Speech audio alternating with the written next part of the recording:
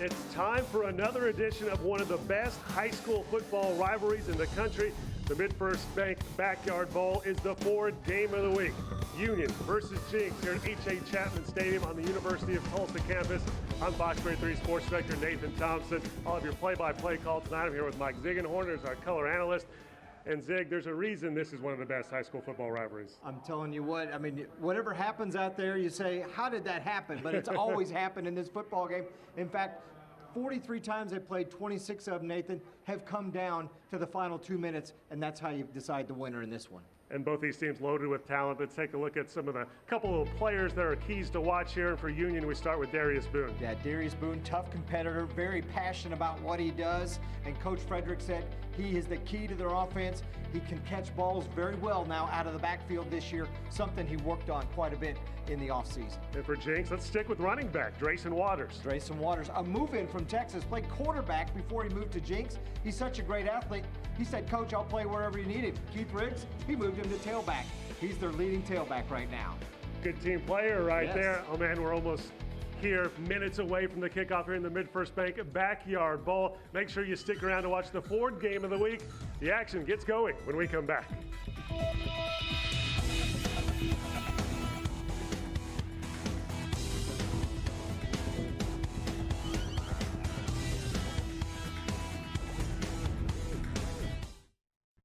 Game Time on YurView is brought to you by your Oklahoma Ford dealers, the best in Oklahoma. Airco, the company you know. Tulsa Tech, for your future success, go to tulsatech.edu. And by Weoki Credit Union. Join us all fall long for some of the top high school football from around the country on Game Time.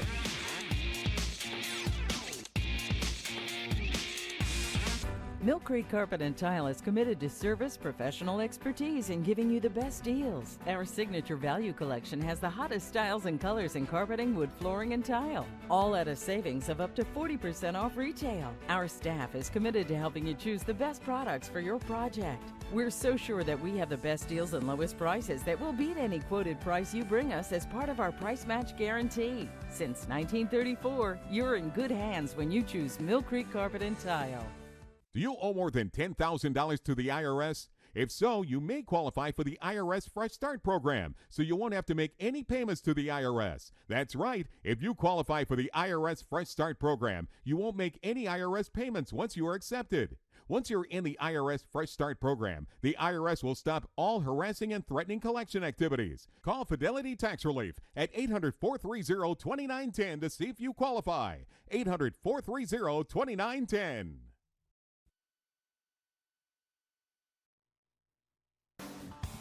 We are minutes away from kickoff here in the MidFirst Bank Backyard Bowl, the Ford Game of the Week.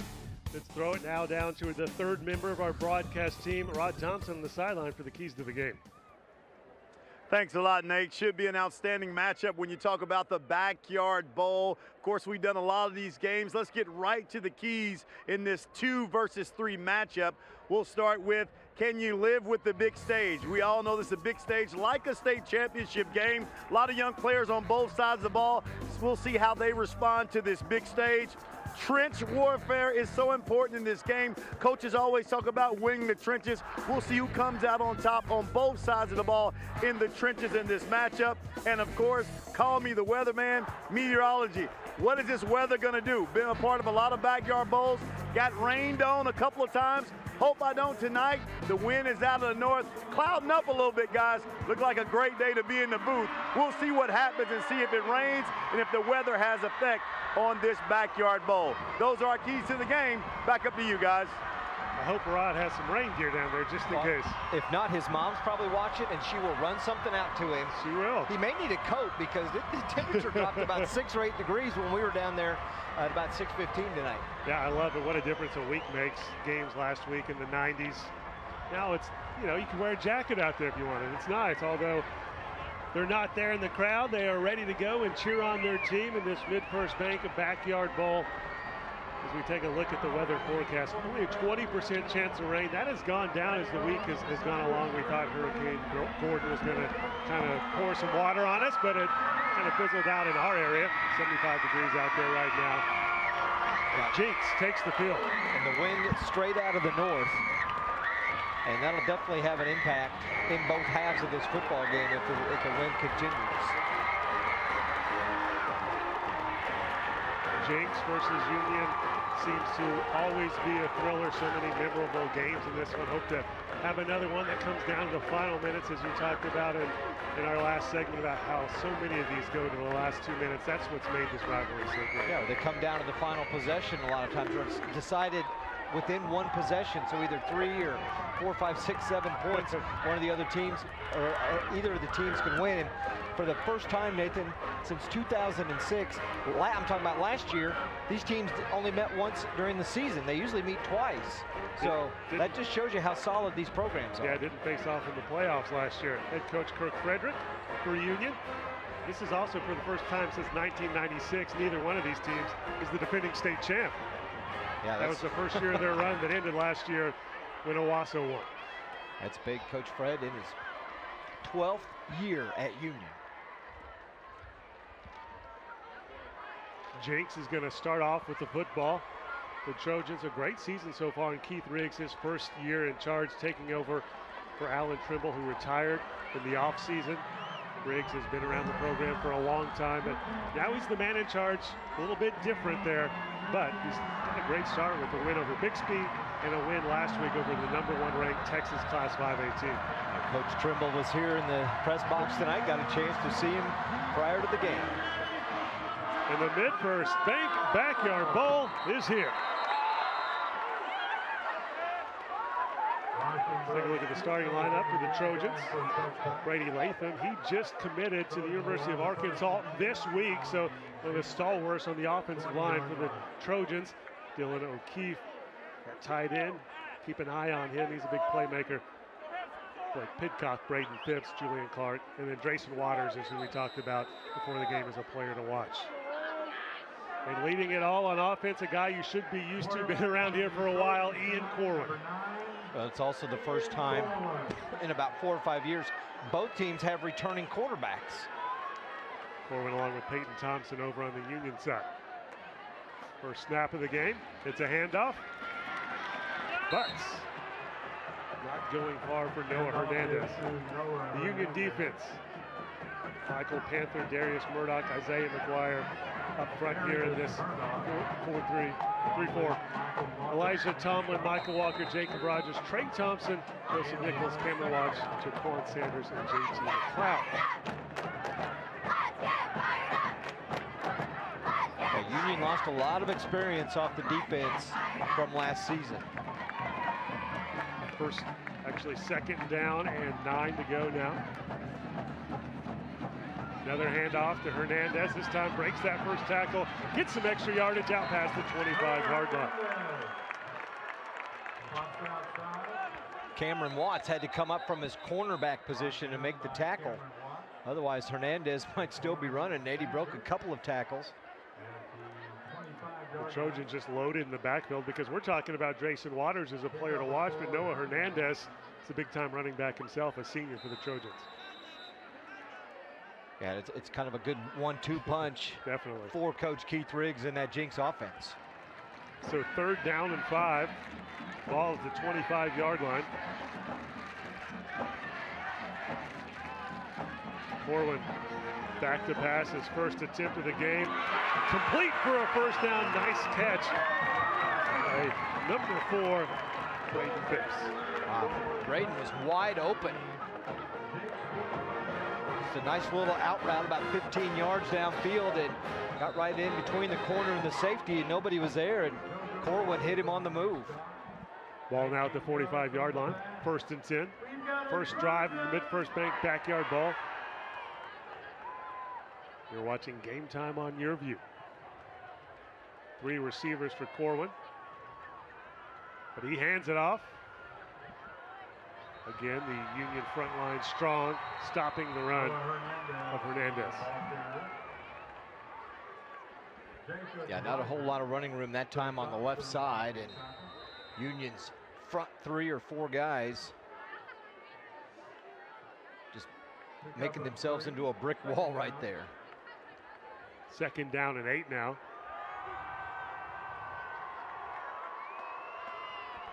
Trojans trying to take an early lead here. Hand off again to Hernandez. Fighting a couple of Union tacklers and managing to pick up 2 yards on that carry. Yeah, great run by Hernandez. In fact, ended up carrying 2-3 tacklers with him to get a couple of extra yards. This is Jenks football. I mean, you know, everybody's wanting to pass and throw it all over the football field every time you play, but this is how Jenks plays, Nathan. They'll come out and they'll just pound, pound, pound. They'll hit a couple of quick passes and they'll keep running the ball down your throat. That Jenks and Union known for playing some long games, high-scoring games. If you're running the ball like that, the time of the game might be a little quicker than we're used to. Corwin back to pass. Scrambling to buy some time, directing traffic. He's got a first down with his feet. Corwin gets into Union territory. Nice run by Corwin. The scamper downfield. As a defender, you're kind of stuck because you're guarding a receiver. You don't want to leave the receiver, so you got to run with the receiver. And you see him, there was actually two defenders running with the one receiver before Corwin is finally chased out of bounds. Ball now at the 40-yard line of Union. First down and 10 for the Trojans. Linebacker Michael Walker was the one who forced him to go out before he got too far downfield. 23-yard run. Hernandez gets the pitch. Fighting hard for everything he can get, but against the run, Union's been pretty stout. Except when it's the quarterback ready. Yeah, Jenks trying to run off tackle one side or the other. They're not getting anywhere, but then the two pass plays, one of them was complete, the other one was a quarterback scramble, got him a first down. Second down and 9 now.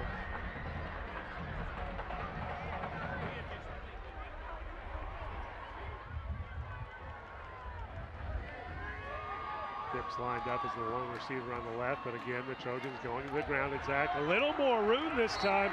A lot more room for Noah Hernandez.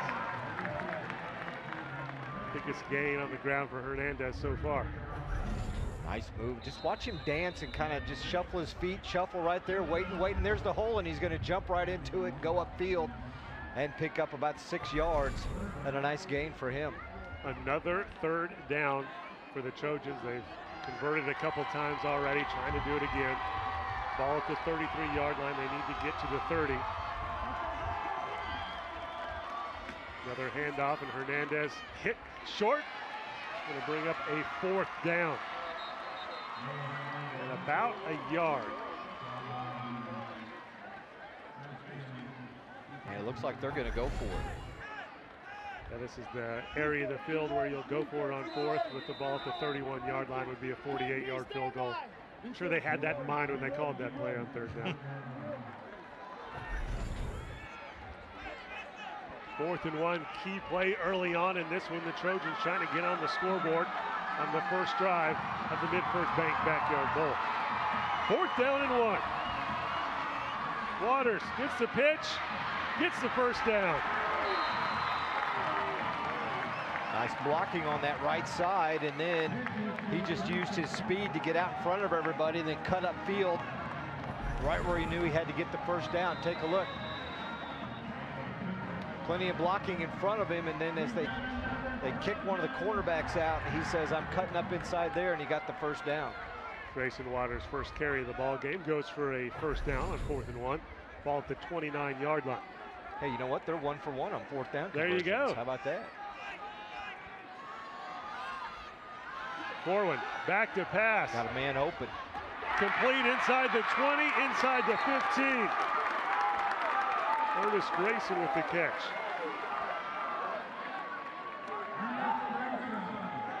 Grayson coming across the tight end position, just drags across the middle. Corwin the play fake to the right side, and as he looked up, he saw Grayson running free away from the linebackers.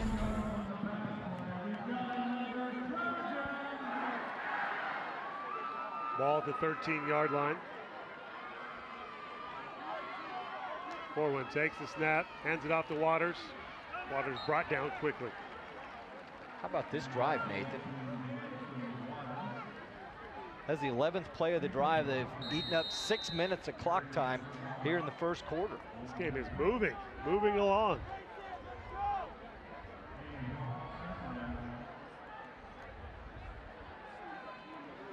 ball at the 12-yard line now.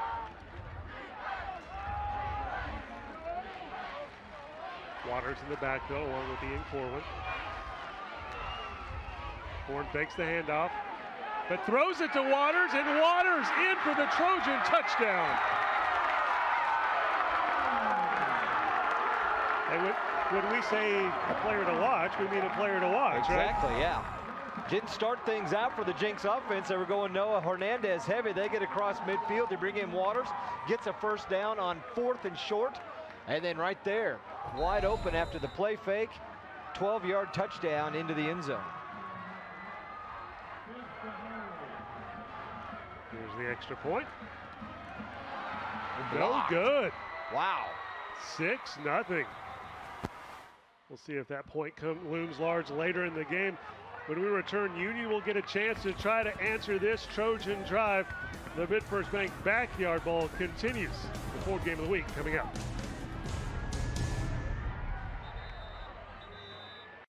Game Time Keys to the Game are brought to you by Tulsa Tech. For your future success, go to tulsatech.edu.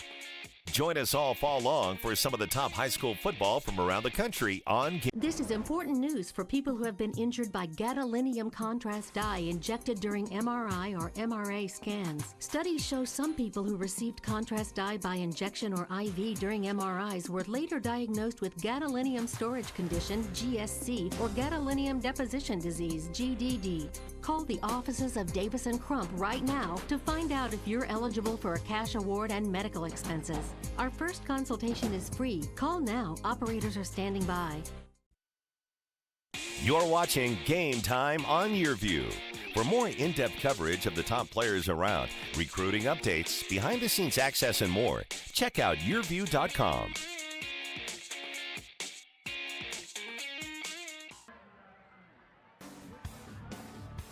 You're watching Game Time on YurView. Jenks on top over Union 6-0 in the Mid-First Bank Backyard Bowl here in the 4th game of the week. And what a long drive there. 5:36 on the clock there in the first quarter after one Jenks drive. Yeah, nice mixture for Jenks of run and pass on that drive. You know, they run, and then when they need to, they'll throw the ball downfield. 12 plays, ate up almost 6.5 minutes of clock time to get them where they are in the end zone. The only downside to that was the extra point was blocked, so they're up 6-0. JT McLeod came flying in for Union. We'll see if that extra point comes up big later on in the game, but right now the Trojans have to be happy with that drive where they converted a couple 3rd downs and a key 4th down.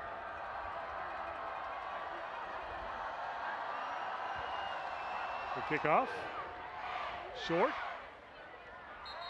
and fair caught just inside the 25-yard line. Here's a look at the Union starting offense. Quentin Barnes, Ryan Rodriguez, Ricky Stromberg, who is committed to play at TU. Zoen Shannon, Jake Henry, Brock Henry, Kenneth Avery, Kyler Pearson, Jaquay Shavers, and Darius Boone. Yeah, Stromberg, 4-year starter. Started at left tackle. They moved him to center this year.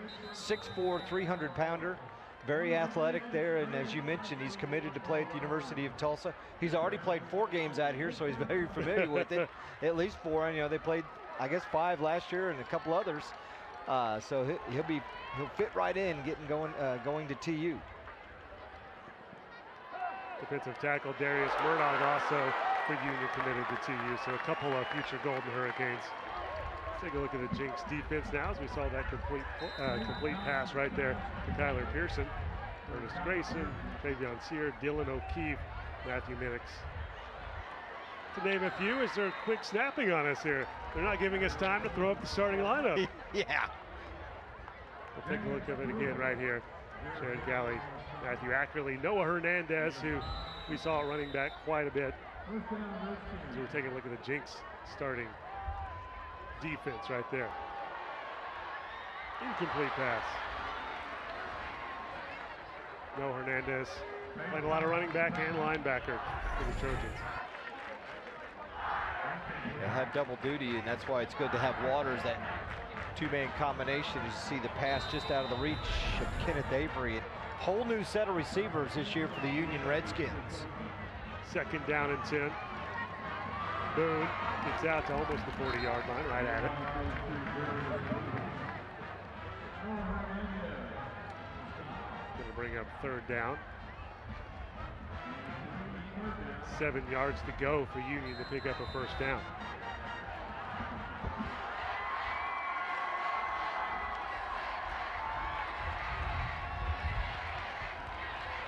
Three wide receivers for Peyton Thompson, the senior quarterback.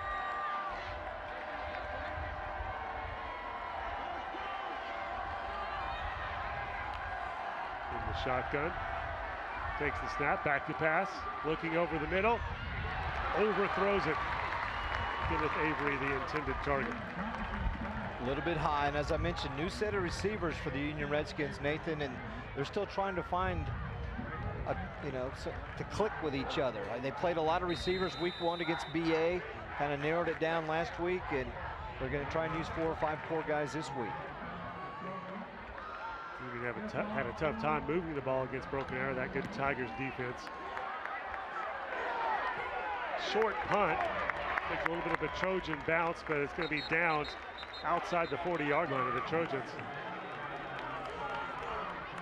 Let's go back down to Rod as Jenks takes over on offense again. Well, guys, you talked about that first series that Jenks had. Very impressive. And we talked about one of our keys were in the trenches, and the emphasis on this Jenks sideline was getting a good push up front. They felt like they did a good job with that. Coach Riggs really pleased with the push they had and the balance they had. They were able to pass the ball, of course, to Grayson, the big target at that tight end. Also Hernandez running, and that's what this team is looking for. The tempo and controlling tempo of this game. They were really pleased with that first series. Let's see if they can get it done here on their second. Back up to you. Thank you, Rod. Trojans with the ball, great field position here on their own 42-yard line, going back to that ground attack, and again it's Waters. Waters picks up 9 yards on the carry. A nice run. Check out Zach Reed, the pulling right guard, right in front of him. Just takes out 2 Union defenders to open up. The hole was already there, and that just gave a few extra yards. Ball back in Union territory at the 48-yard line. Looks like they gave him 10 yards on that carry. 1st down and 10.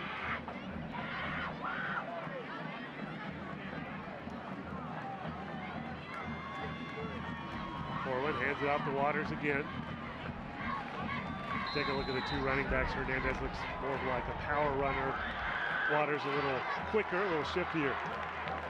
Yeah, they had 2 very different, distinct running styles between those 2 guys, and that's, if you're Jenks, you like that. That's going to mix it up and keeps the defense really on their toes. 2nd down and 9.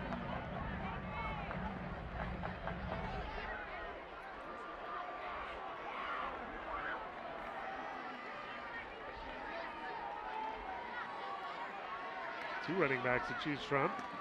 And they go to Waters again.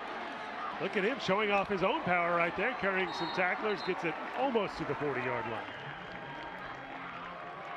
Now Brady Latham also in there helping him, number 62, the big offensive lineman, 6'5", 285, committed to Arkansas a week ago. You see him right there on the left of your screen, and he's inside that big scrum, just pushing everybody out of the way.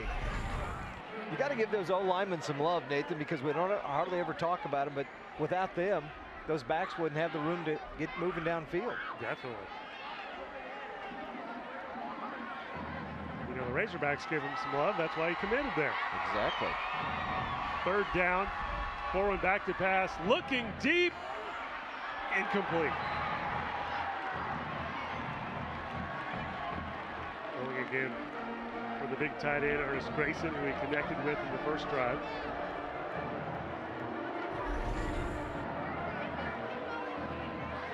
Corwin had plenty of time, but just out of the reach of his receiver, and good defense that time in the Redskins secondary by Joseph Nichols. He might have got tripped up or tripped himself up there. Jenks going forward on another. No, they're going to punt. Nice punt. Plenty of hang time. Bounces out toward the 20, but it'll be down inside the 20, so Union a long way to go with the ball about at the 18-yard line. Hey, after you're done watching this, flip your TV over to Fox 23 at 11 o'clock for our 30-minute show. High school football tonight. We're going to have highlights of 11 different ball games. And we'll have live reports, of course, me from here at the Backyard Bowl, Mid-First Bank Backyard Bowl. But also we have another reporter, Heather Geller, live at the Broken Arrow Owasso game. That's a great matchup between Broken Arrow, ranked #1 in the state, and Owasso, the defending state champions. And we are blessed with a couple of big-time 6A1 ball games tonight. Boone with the carry out past the 20-yard line. Yeah, if this quarter keeps moving like it has been, we'll be in the second quarter before that game even kicks off. You might be able to have this one over and go watch the tail end of it in Owasso. Already under 2 minutes to go here in the first quarter. It's only 7:25. Union not wasting any time after the play is whistled dead. Quick completion to Tyler Pearson. And it looks like, he's going to have another first down for Union. Right now, the Flags are trying to keep up with the Union offense. And here we go. Boone again, and that Trojan defensive line getting penetration there and stopping Boone in his tracks. Yeah, nowhere to run as they block that off the left tackle. No push up front on the Union offensive line on that one. Second down and 11. Thompson to Pierce, incomplete. Started running before he caught it there, it looked like. Yeah, he did. You might remember that name, Pearson. Both his brothers played at Union, Cale and Kaler. And of course, Cale was a quarterback that led Union to the state title game in 2010. Went to Air Force to play quarterback there. His dad actually took a head coaching job over at Putnam City, and then they moved back this year. Third down and long. Union down 6-0 to Jenks here. The minute 9 left in the first quarter as this game is zooming along. Ball at the 28-yard line.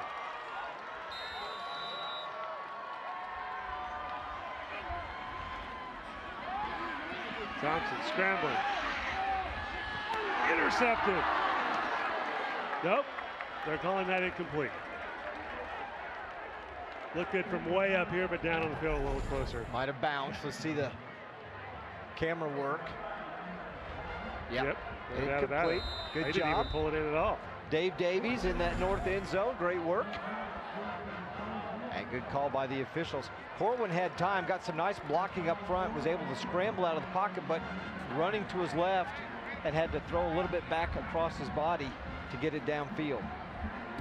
And that one's partially blocked. But gets a good bounce, and this punt actually goes farther than the first punt for Union. Goes out of bounds at the 37-yard line. Stay with us at halftime for the GigaBlast halftime show. We'll have the Trojan Pride Marching Band highlights and stats from the first half. And we'll update you on Cox's Connect to Compete program. Man, that GigaBlast, that would be nice to have. It's available to everyone in the Tulsa Metro now. Any home can get it. I heard him talk about in the first game we did there at Owasso that you can download an HD 2-hour movie in 8 seconds if you have GigaBlast. Wow. So you don't have to wait when you want to watch that movie, Zig. That's Giga flat fast, isn't it? First down and 10 for Jenks, already up 6-0. Waters on the end around. Runs into his own player, goes down at the 40.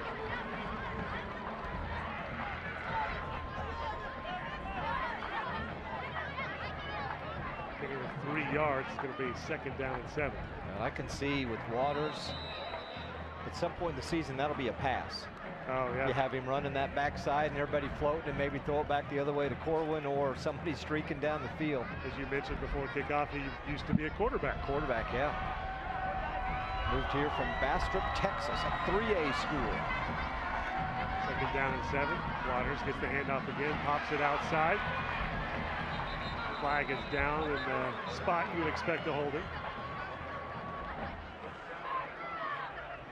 Good to hear from Randy Jeffers for the first time tonight. Long-time area official. Got a great crew.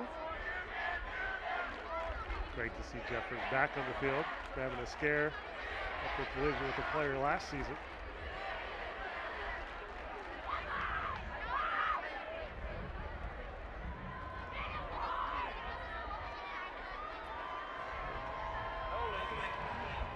Against the offense, 10-yard penalty from the spot of the flag.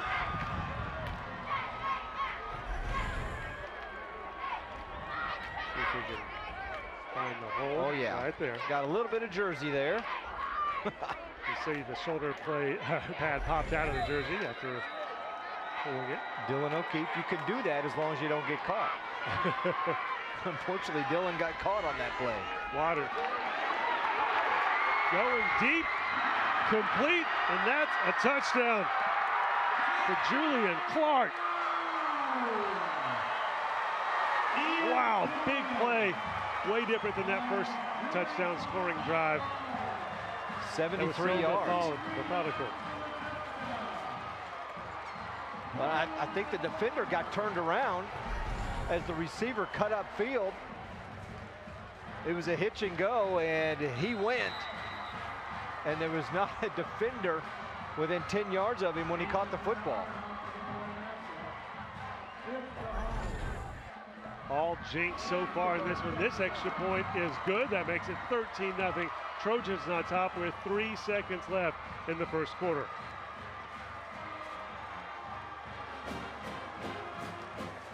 A 2-play drive. They had a 12-play drive and now a 2-play drive, and that one only took 51 seconds. 13 zip.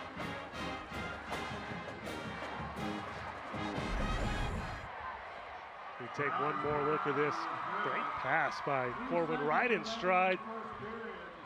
And as you said, no one even close to him. And I don't know if the defender thought he had safety help or what, but when Clark went running by him, he just kind of froze, and he turned to look, and the ball was right about there. He's turning around looking to say, where's my help? Nobody's there, and you see the receiver wide open, just jogging down the sideline into the end zone. I'm wondering if there's some confusion because Waters was actually lined up in the backfield and moved out wide to line up the wide receiver right before the snap.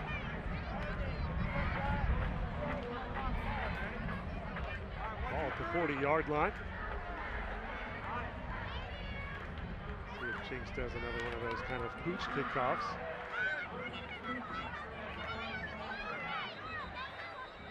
Couldn't go much better if you're the Trojans in this first quarter. 13-0.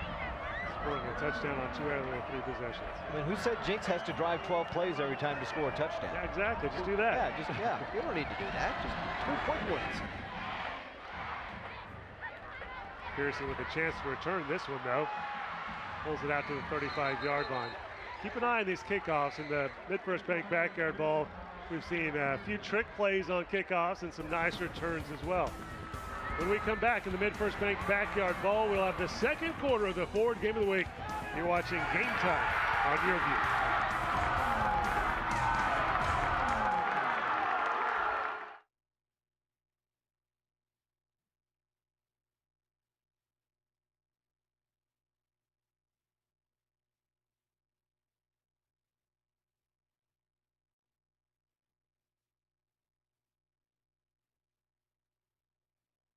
Furnace breakdown? Oh no, that could be a $3,300 bill you weren't expecting. Fridge on the fritz? That could cost you $2,500. Get the First American Home Warranty Plan. And when a covered item breaks, call or click. That's it. And we'll repair or replace it for you. We have plans that cover air conditioning, most appliances, plus heating, plumbing, electrical systems, and much more. Plans start as low as $25 a month. Why let a major system or appliance breakdown bust your budget or go through the hassle of trying to find trustworthy service people? More than our money's worth. You save a lot of money. It's a big savings. Last year alone, we saved our customers over $140 million. Don't wait until it's too late and you're stuck with a huge repair bill. If you don't have First American Warranty, get it. Call 1-800-479-1911 for a free no-obligation quote.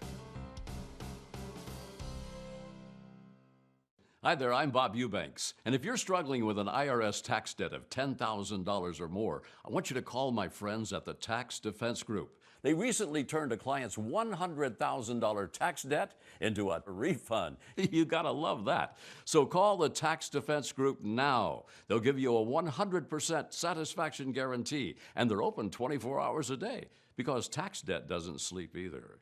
Call 800-992-4813. That's 800-992-4813. Yeah, they really did. Time of possession, total yards, number of plays.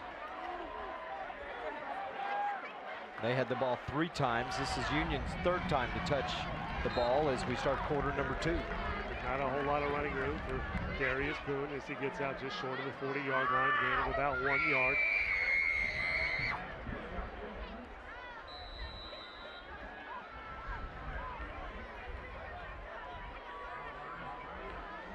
Thompson in the shotgun.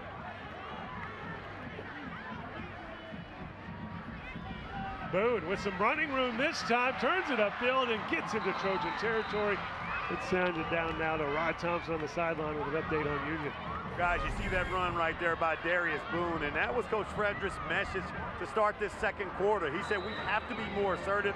Our intensity level is not where it needs to be, and up front we got to get it done. And of course they want to establish that run, the Division I running back Darius Boone. So right now this Union front line taking the message to heart right now and trying to establish Boone, but Coach Frederick says the intensity level, it has to pick up. Back over to you.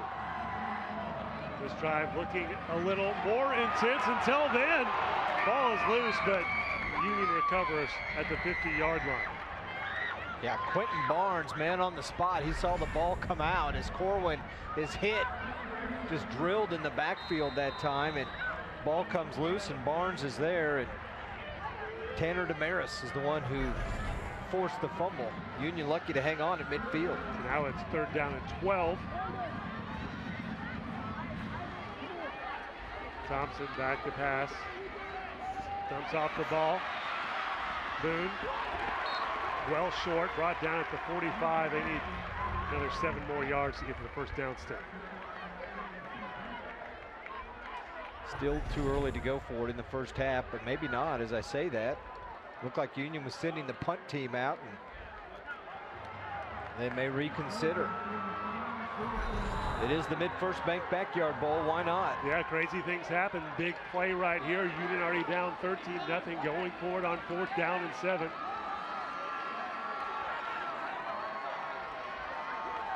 We finally get lined up here. 3 receivers. Looks like Thompson might punt it here. And he does. Not a bad punt. Could be a great punt. Nice bounce and inside the 10-yard line.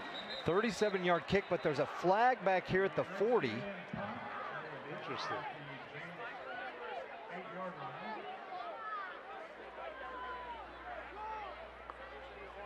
If it's on Jenks,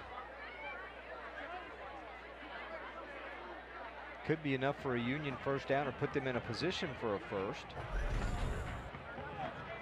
And if it's the other way against Union, it may negate pinning Jenks inside their 10. You see right there. On the left of the screen. Yeah, the official, right, is right in front of the official too. Looks like Matthew Minix might have been the one that knocked one of the Union players down. There's a discussion between the officials here to see what the call is going to be. We're all waiting with bated breath, Zig. Big call right here. Jeffers goes over to talk to Kirk Frederick, Union head coach. 13-0, Jenks on top. Scored touchdowns on 2 of its 3 first quarter drives to jump out to this early lead. But as we've learned time and time again in the Mid-First Bank Backyard Bowl, you never know what's going to happen. It's still very early, but we've had a lot of comebacks in this game also. Both teams have been down by 18 points at different times during this series in a game and have come back to win. So just because Union's down 13-0 to Jenks right now doesn't mean a whole lot. No, it doesn't, especially depending on what this call is. Union might continue this drive into the end zone.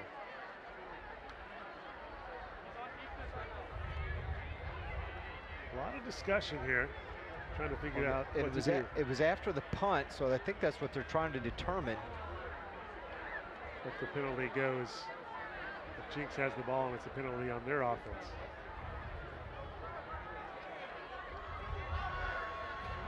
I'm not even going to try and guess. I was going to say, I don't think it's going to be a Union first down. I think Jenks is going to get the ball at the 8, then it's going to be at half the distance of the goal penalty. That's what it looks like. Let's see what he says. During the kick, we have a post-scrimmage kick infraction against Jenks. Be half the distance to the goal line, first down. As you said, since it was after the punt. So the Union's offense is staying out there. It's not their ball. It's Jenks' ball offensively. Union's going to have to play defense, and now they're switching their guys up. So, yeah. But a really good punt gets even better now as Jenks will have the ball inside the 5-yard line at the 4. 13-0 Trojans on top. Big test for the Union defense right here. Needs to come up strong after giving up 2 touchdowns in the first quarter.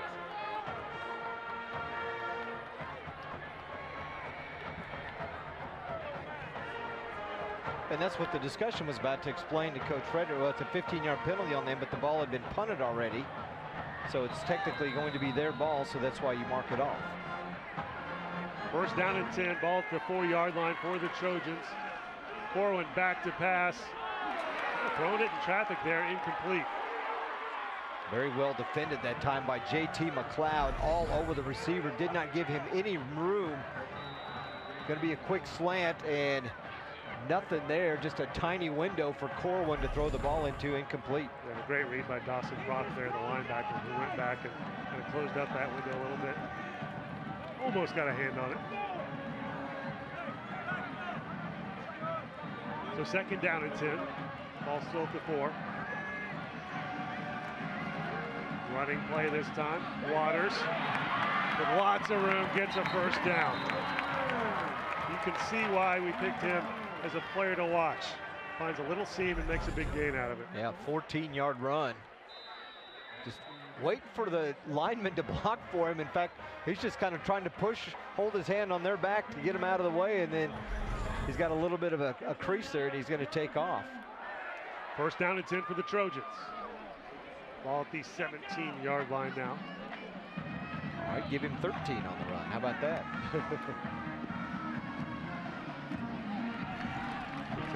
Picks up a couple more right there out to the 20.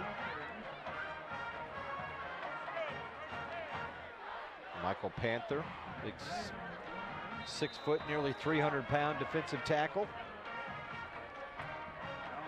One of a couple of Redskins to make the stop.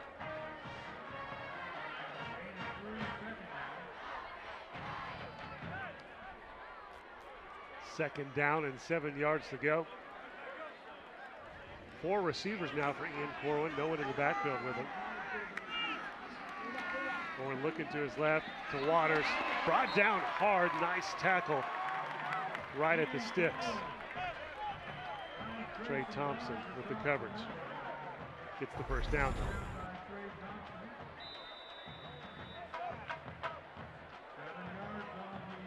Just an easy pitch and catch right there. It's so nice to have a quarterback that's been a 3-year starter. You could just see the comfort level that he has in the backfield. Talking about Ian Corwin. First down and 10. Switching running backs this time. Waters gets a breather. Hernandez fighting hard, but goes down right at the line of scrimmage. He does not give up at first contact, Nathan. He's always pushing forward, driving his feet, looking for that extra yard or two. Union defensively filling the gaps nice, not giving him any hole to run through, and he just bounces to the outside.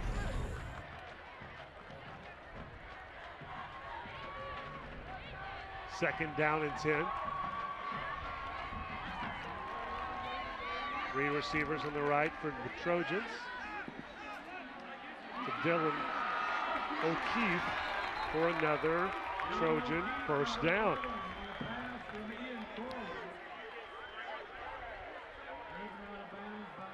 Right now, Jenks just kind of doing whatever they want offensively.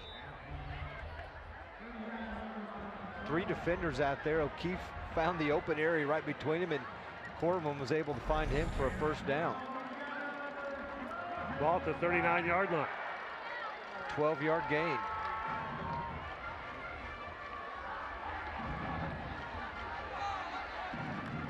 Waters in motion. Hernandez gets the handoff. Hit at the line of scrimmage and brought down by a host of Union defenders. Except maybe a yard on that.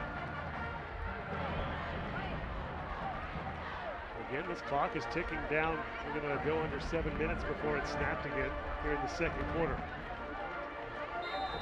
JT McLeod in on the tackle.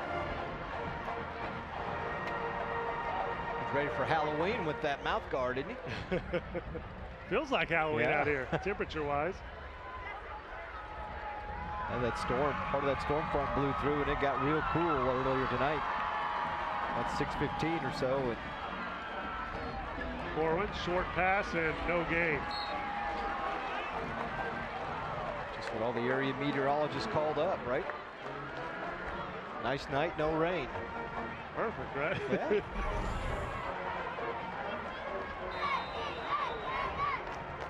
Predicting the future is tough business. Jacob Shelley with a catch as Corwin was under heavy pressure and just had to get it off. 3rd down and 9. Union defense trying to stop this Trojan offense. It's done so well so far in this game. Corwin buying time with his legs. Drop would have been a first down. That's Julian Clark, who had the 73-yard touchdown catch in the first quarter. Couldn't hold on to that one. Now had to come back, and when he started to come back, he slips a little bit right there trying to get his feet. And then trying to stay in bounds and just couldn't hang on to the football. Again, Corwin doing a nice job scrambling and getting away from the pressure. The Union defense does its job, gets off the field. The Union offense is going to have a chance to come back and change the momentum a little bit.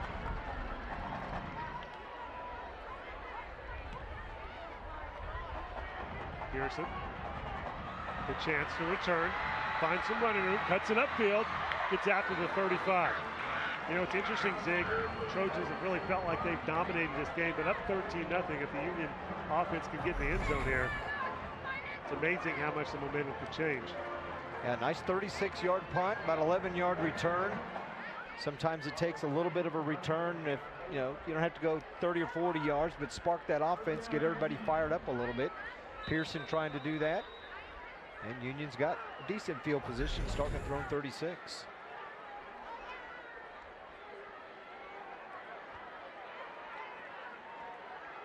First down and 10. 4 wide receivers. Darius Green joins Thompson in the backfield, but he's going to pass the ball and pick up some nice yardage. First down. Torrey Dillard.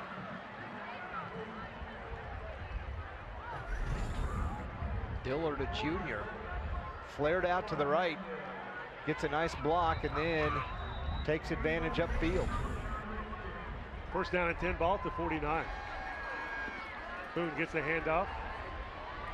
Good patience to find a hole and get it out to almost the 45-yard line, but into Trojan territory.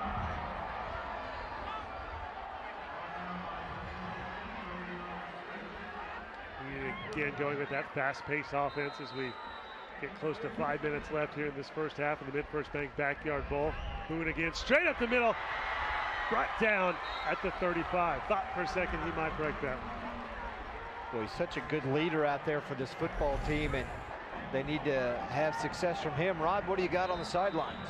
A more sense of urgency, and you can feel the kind of momentum shift that this team is trying to get some points on the board before halftime, but you can just tell the energy level is different right now for this Union team. Again, when they got the ball back, Coach Frederick and his staff really challenging this team and look like these guys are trying to step up. Thus, you see a little more sense of urgency drive down the field.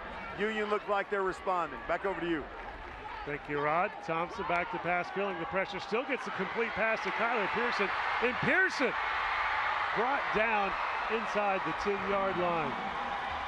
There's that speed you talk about, you know, the nice punt return. It kind of got a little motivation going now. A big play like that to Pearson, and that'll really get the offense juiced.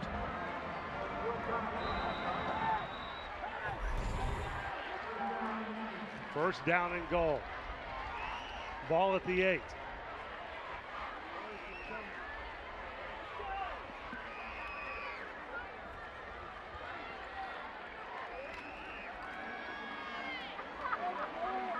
Running play not going anywhere. And one of the offensive linemen for the Redskins, Quentin Barnes, lost his helmet.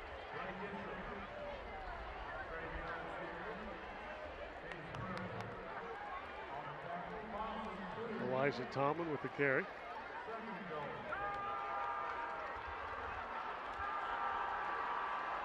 They're giving Boone a rest. Ball now at the 10-yard line.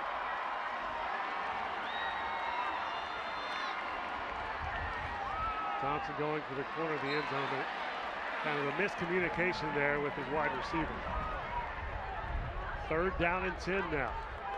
The receiver was covered. I think he thought he might need to come back a little bit. Looks like the rain has started to fall some here, Nathan. See, they were right. Yeah. Kind of see it in the lights there in the northeast corner of the end zone.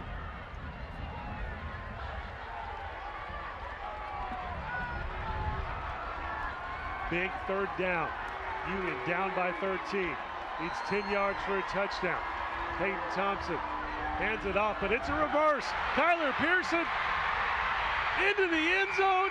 Touchdown, Union. What a big play, and another flag at the end of that one, but it's going to be against Jenks, so it was post-touchdown, so the TD will stand for Union. You know, when it's the Mid-First Bank backyard ball, you might pull out some trick plays. Well, and Union does it. They give it to Boone, and Pearson coming back the other direction. And he dives and just gets inside that pylon.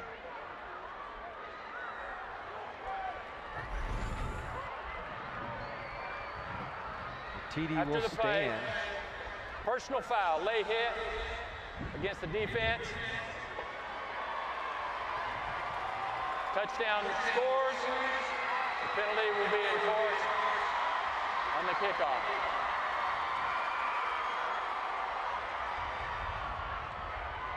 What a change of momentum right there after the Trojans dominated through the first quarter and a half of this, up 13-0. Union gets in the end zone. Another penalty right here. And this is where you start thinking about that blocked extra point for the first Trojan touchdown. Yeah, this, I mean, Union could take the lead with one more score instead of. That's right.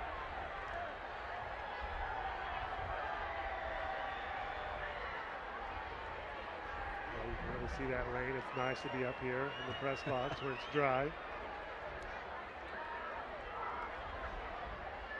We need to get with Rod after this and get a meteorology report.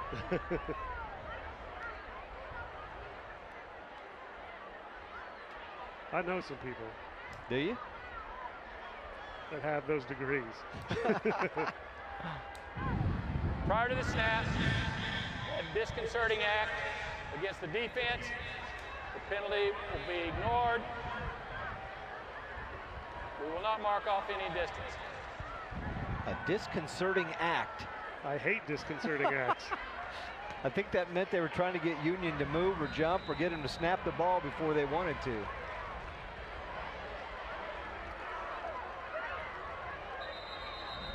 And guess what? Are they doing it again? Oh, no, flag. They forgot to pick his flag up. That's important. They're going to need that. So you throw the hat on the next penalty, right? Yeah. And take off your shirt, throw your glasses.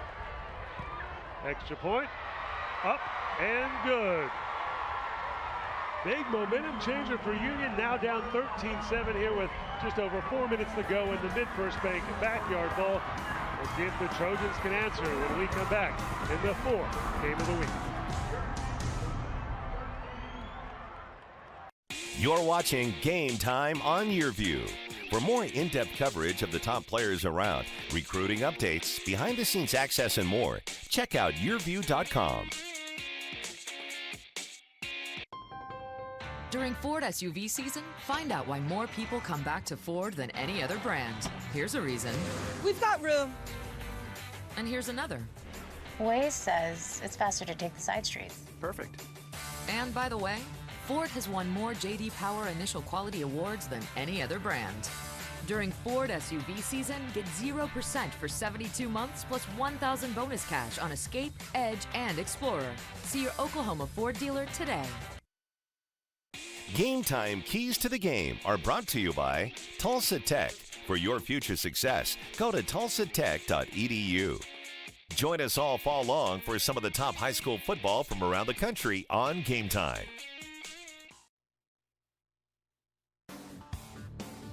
Welcome back. See a little rain here at the Mid-First Bank Backyard Bowl, but nothing is on the radar. No. Go figure. The radar's never wrong, though, is it? I know, it's science.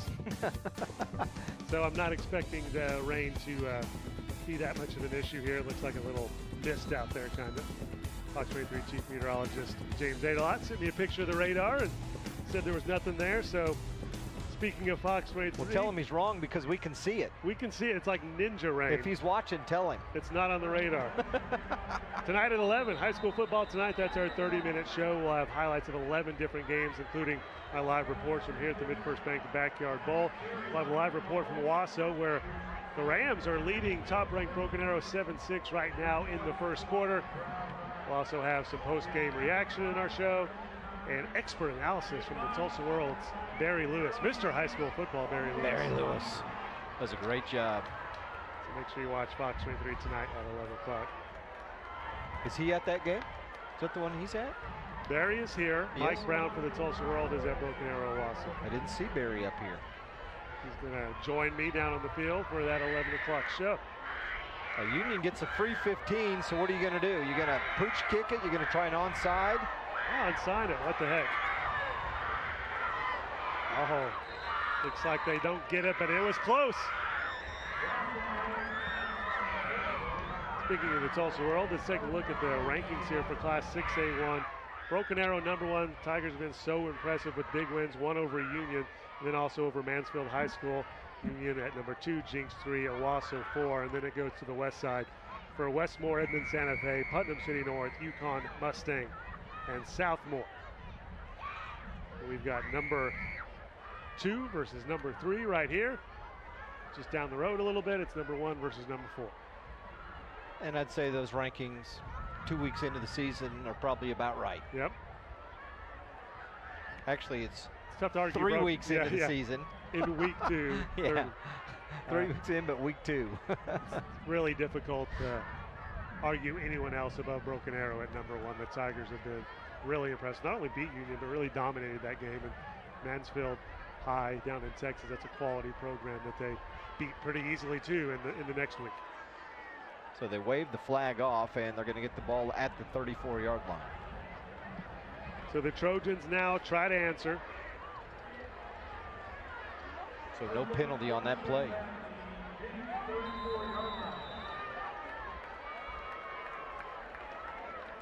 First down and 10 for the Trojans.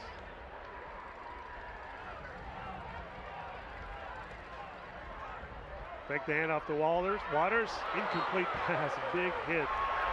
Oh, gonna be a penalty though.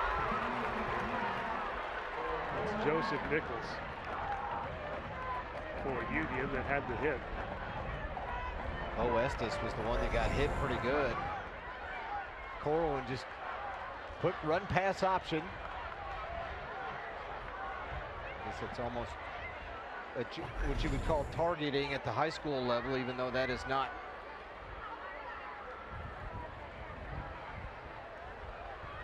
Have a personal foul against the defense. 15-yard penalty from the previous spot. Hitting of a defenseless player up high.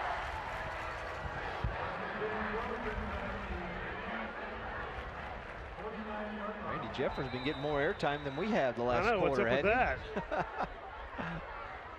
This game's still moving along pretty quick, under 4 minutes to go. Corwin Wide open receiver, complete. Braden Phipps.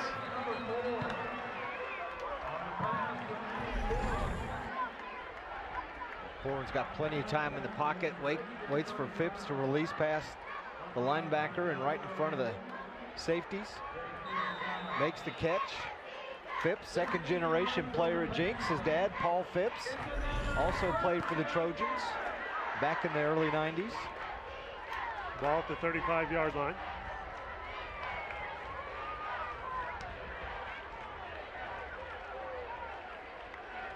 Corwin hands it off to Waters. Waters with plenty of running room. Brought down at the 20-yard line. For a second there, it looked like he was going to take that one into the end zone.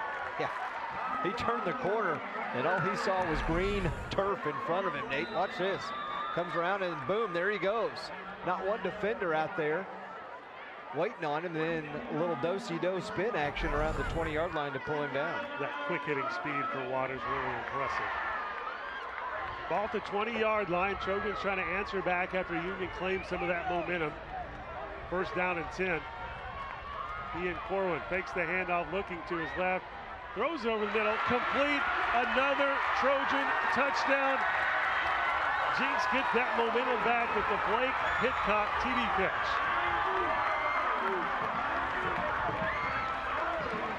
That did not take long at all. No, it did not. 3 plays, they march right down the field. They get helped with a 15-yard penalty, then a completion, a nice 15-yard run, and then a 20-yard TD pass. And just like that, the Trojans strike right back. Extra point is good. So the Trojans now on top, 20-7 over Union. 45-second drive this time for Jenks. So 3:17 on the clock. Union with a chance to try to cut this lead down, but so far Jenks looking quite impressive. Watch Pitcock just go right down in the area, find an open area just to sit down in, wait. Corwin finds him, and it's off to the races from there into the end zone.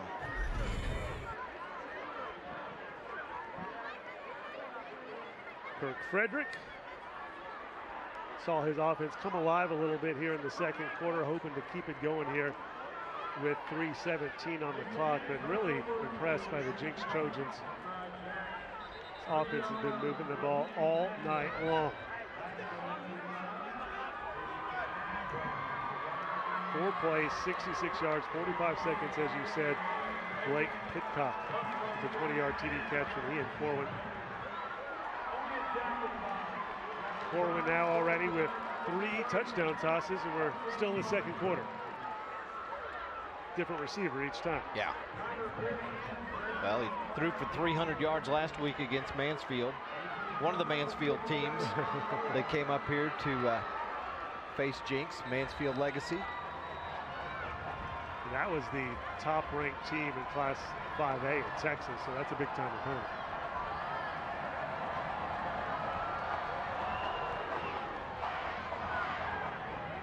Thought we were going to have a chance for a return, but the ball bounced over Pearson's head, so we're going to have a touchback. Hey, don't forget to stay with us at halftime for the GigaBlast halftime show. We'll have the Trojan Pride Marching Band highlights and stats from the first half, and we'll update you on Cox's Connect to Compete program.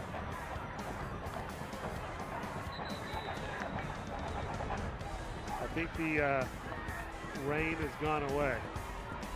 Thank goodness for Rod. Now we can say James was right. Exactly. James and his radar were correct. Yeah, he texted me back. Probably just sprinkles or drizzle is what he said. Oh, yeah. And he was right. Pearson hit in the backfield, knocked out of bounds. He's saying that now because he was watching us and then realized, oh, yeah, well, yeah, they're probably right. It's drizzling. There's nothing on the radar. The text was 8 minutes ago, so I'm going to give him a little credit. Okay. It's just fun to give weather guys a hard time.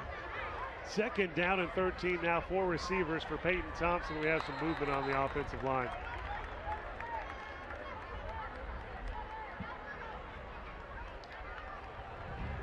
Prior to the snap, False start against the offense. 5-yard penalty. It's still a second down.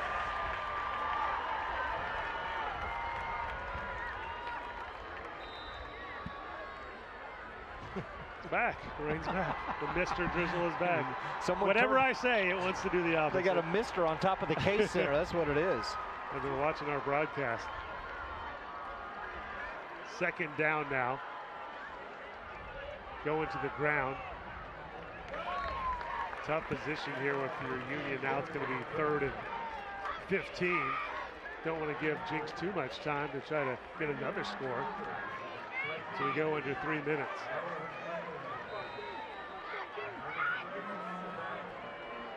Third down, 15 yards to go for Union, and we have another flag. One of the Jenks defensive linemen jumped off sides. Union, you know, they're quick, but gives you an opportunity to kind of catch the defense trying to be aggressive. That makes the third down a little more manageable. 3rd down and 10 now. Union has to get out to the 30-yard line. They got their 5 yards back. Crowd starting to get a little more loud. Encroachment against the defense. It's a 5-yard penalty. It's short of the stake. We're still at 3rd down. Here you see the officials: Randy Jeffers, Stuart Gallagher, Richard Dixon, Scott Johnson, and Kenny Stabler. Good crew out there. Very solid, and one of the top officiating crews in Class 6A, and definitely not only on this side, but in the whole state of Oklahoma. Thompson throwing the ball incomplete. At the back shoulder of Braden White. Let's go down on the field with Rod Thompson now. Hey guys, if this rain is not on the radar, something is wrong with the radar. I said that, Rod. Thanks for agreeing with me. I appreciate it. Hey, I dealt with a little drizzle now. Now, as you can see right here, something wrong with the radar. Coming down a little bit right now. I don't know how much we'll get, but we talked about that as one of our keys.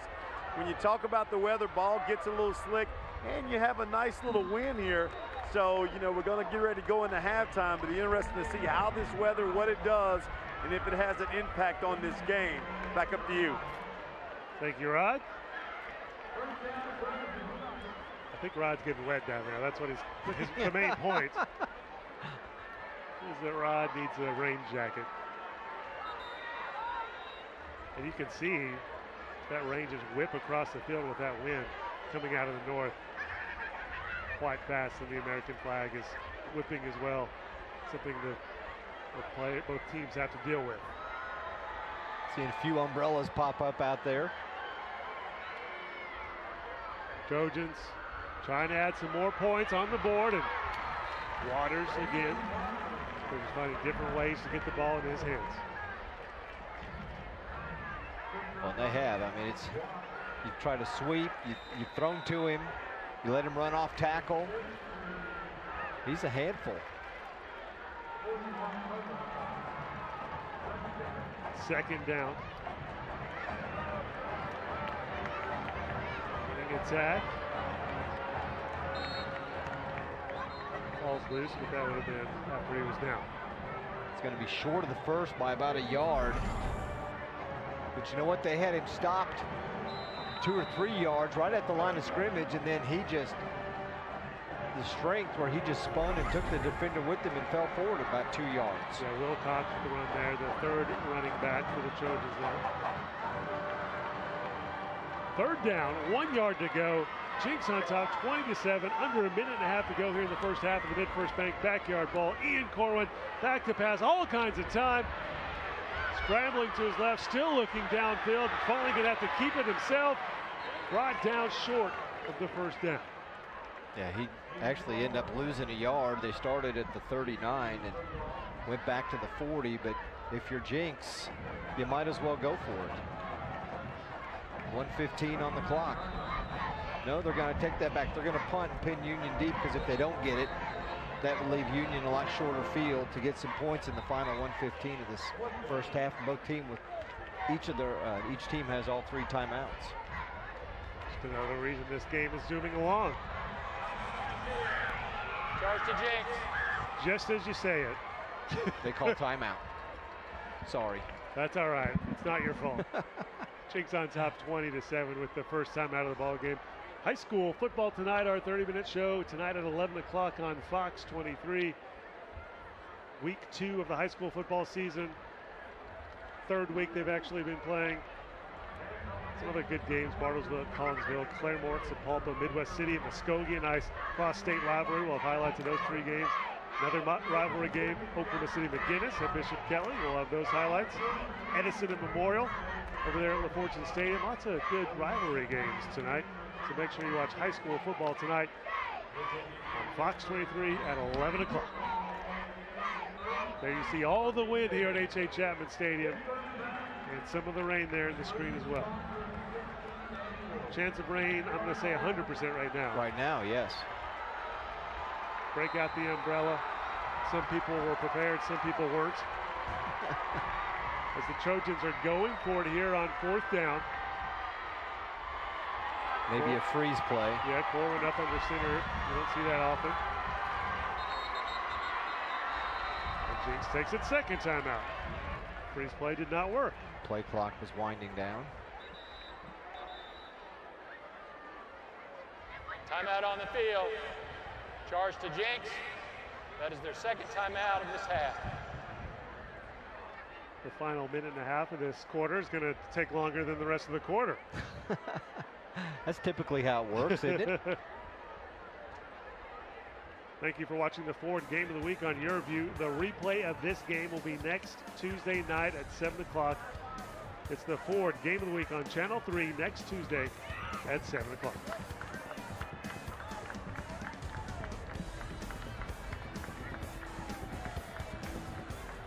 Well, it's been a good Mid-First Bank Backyard Bowl so far. A little better for the Trojans, up 20-7, but lots of game left to go, and even a minute 15 here in the second quarter. Union with all 3 timeouts. If Trojans do punt the ball away, which it appears they will, Union will get one more chance here in the second quarter. Union doesn't think they're going to punt because they have nobody back.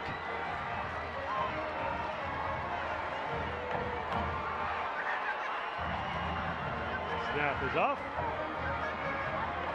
Waiting, punting. And it's a short one. Union should get some pretty good field position, about the 28-yard line, it looks like, with a minute 6 on the clock. When you end up having a short punt like that, that's maybe when you double think going for it on right. 4th down. A 10-yard kick.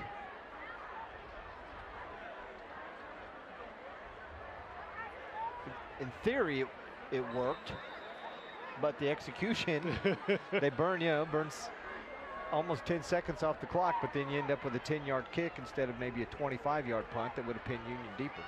Have you heard that phrase, double think, before? I Yes. might have just pointed, rethink. Rethink, double think. Double think.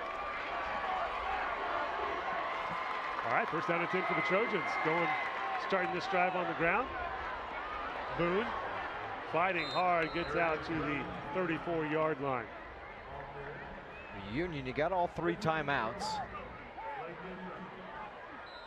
They've been running some pretty fast-paced offense throughout the first half anyway.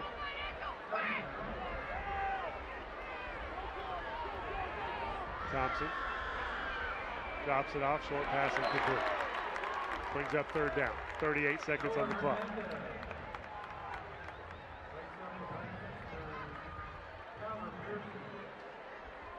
Trojans jumped out to a 13-0 lead. That was the score as we went into the second quarter.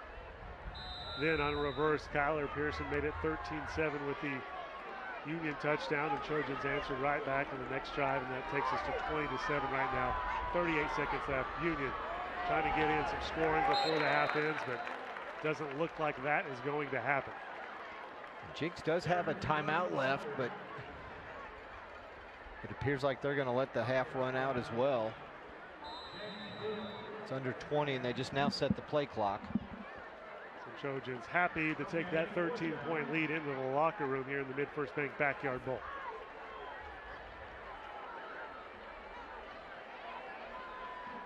And Union Does not appear it will snap it and run one final play to run out the clock. And that'll do it here in the first half of the fourth game of the week. Trojans on top of Union 20-7. Great first half performance by the Trojans. Union with some work to do here at halftime to get some of that momentum back, but Jenks, just keep it like it's going, right? Yeah, just really a solid first half from Jenks, especially offensively, Nathan. Most of that first quarter they did whatever they wanted. And then after Union got some momentum back, quick touchdown, Jenks went right downfield and scored within 4 plays to keep the advantage at 13 points. Yeah, you can't ask for a better start for that Trojan offense, scoring touchdowns on 2 of its first 3 drives of the ball game. And then we kind of just treaded water for a while after that to keep that same 13-point margin here at the half. Let's send it down to Rod Thompson and Coach Riggs on the field. Thanks a lot, guys. Coach Riggs, always good seeing you. Up 20-7 right now. What were your assessments of that first half? Well, overall, good first half. Anytime you can be up on Union at halftime, it's a good thing. But there's a lot of football to play. You saw how quick the momentum could change. Their scoring drive, they scored really quick. So we're going to have to go out and execute the second half. All right, Coach. Good luck in that second half. Thank you very much. Back up to you guys.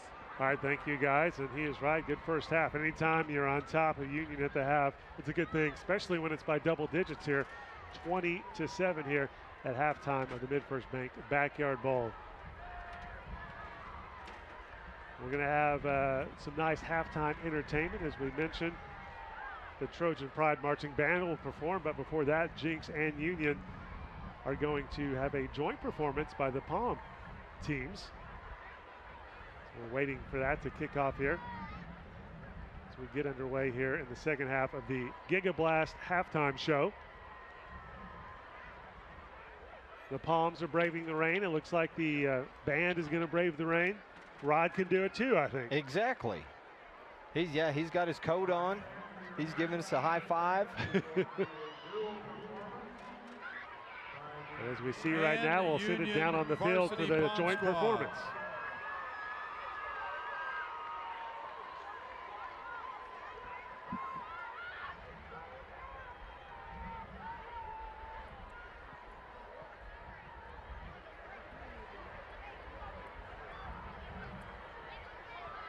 All right, fans, let's welcome the Jenks and Union Varsity Palm Squads.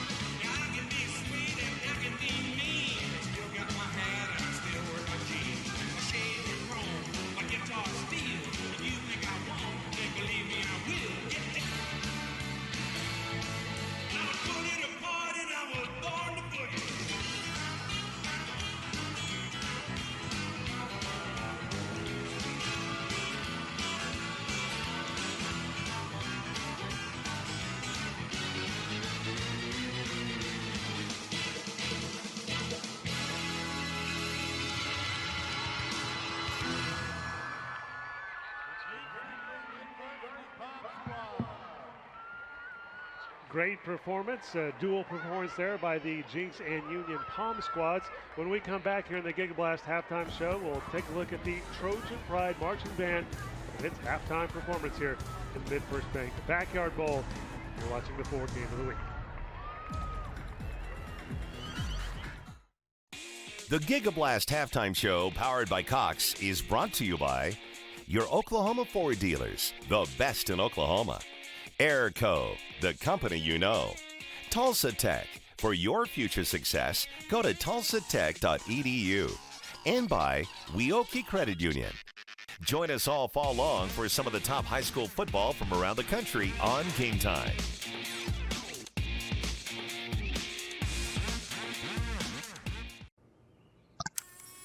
Good morning, Bella. Good morning. Are you ready? Yeah. 5 little monkeys. Yay, Bella! Hold still. Almost done. Oh, Bella, I really love playing with you. Thanks, Grandma. I really like our visits. Whatever tech tomorrow dreams up, you'll be ready with GigaBlast. Future speed internet is here. Clogged pores are disgusting. Introducing DermaSuction, the easy way to suck that yuck out of your pores. DermaSuction removes blackheads and dirt from your pores. Just look at everything it extracts. The secret's the gentle vacuum action. Watch as DermaSuction extracts so much yuck, leaving your skin feeling clean and youthful. The gunk that had been pulled out, I was pretty horrified, but better in the DermaSuction than on my face. It's almost addictive because you can see all this stuff coming out of your skin that you don't even really know is there. Call now to order your DermaSuction for just $19.99. We'll also include our small and large body probes, the Sonic Microdermabrasion probe, and the handy travel case, all absolutely free. Order now and you can double the offer. Just pay a separate fee. You can get all this, but you have to order now. Call 1-800-214-2336. That's 1-800-214-2336. Or visit dermasuction.com. So call 1-800-214-2336 now. You're watching Game Time on YurView. For more in-depth coverage of the top players around, recruiting updates, behind-the-scenes access, and more, check out YurView.com.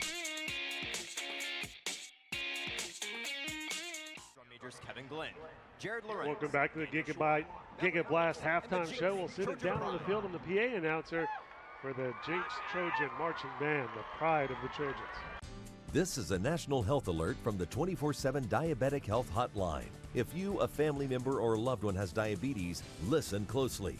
Now, regardless of your age, if you have insurance, you may qualify to receive diabetic testing supplies with little to no out-of-pocket cost. Get free delivery, free information, and all the paperwork is handled by our accredited suppliers for free. Call the 24/7 Diabetic Health Hotline now for details. Toll free at this number. But wait, there's more. If you call right now, you could get a free meter upgrade.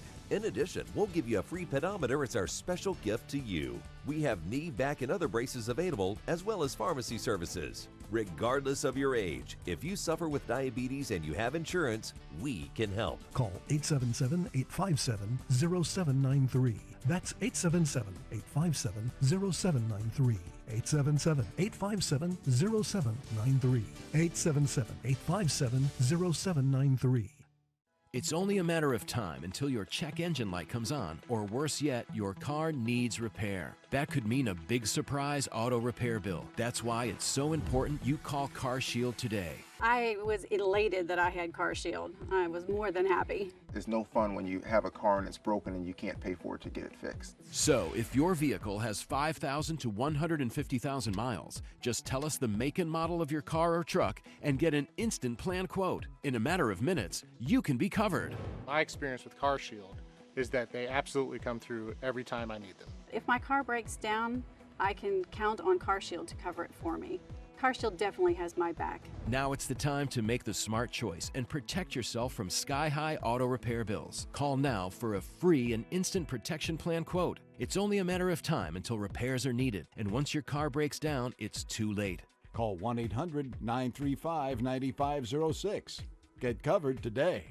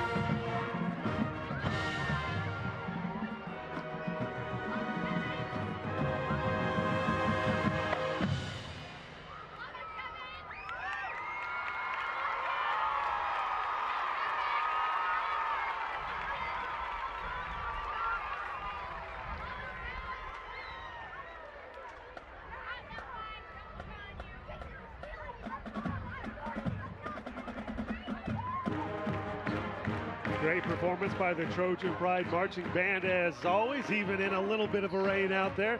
The Giga Blast halftime show will continue with some highlights and stats coming up.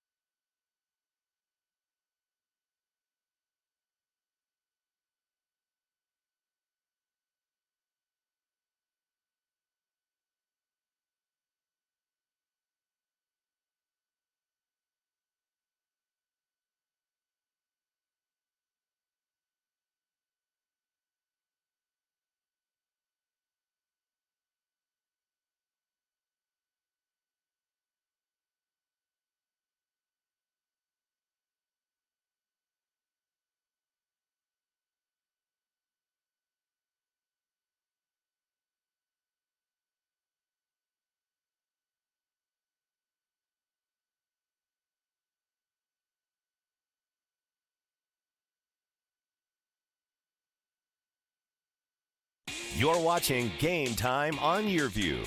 For more in-depth coverage of the top players around, recruiting updates, behind-the-scenes access, and more, check out YurView.com. Channel Jenks up over Union 20-7 here in the Backyard Bowl. Of course, I got my man, special guest, Bruce Birkinshaw. Always good to see him. He's a director of product management for Cox Communication. And Bruce, hey, you always have something great going on here at Cox. Let us know what you got going on now. Well, I'll tell you, we got a great football game going on against two storied programs, Union and Jenks.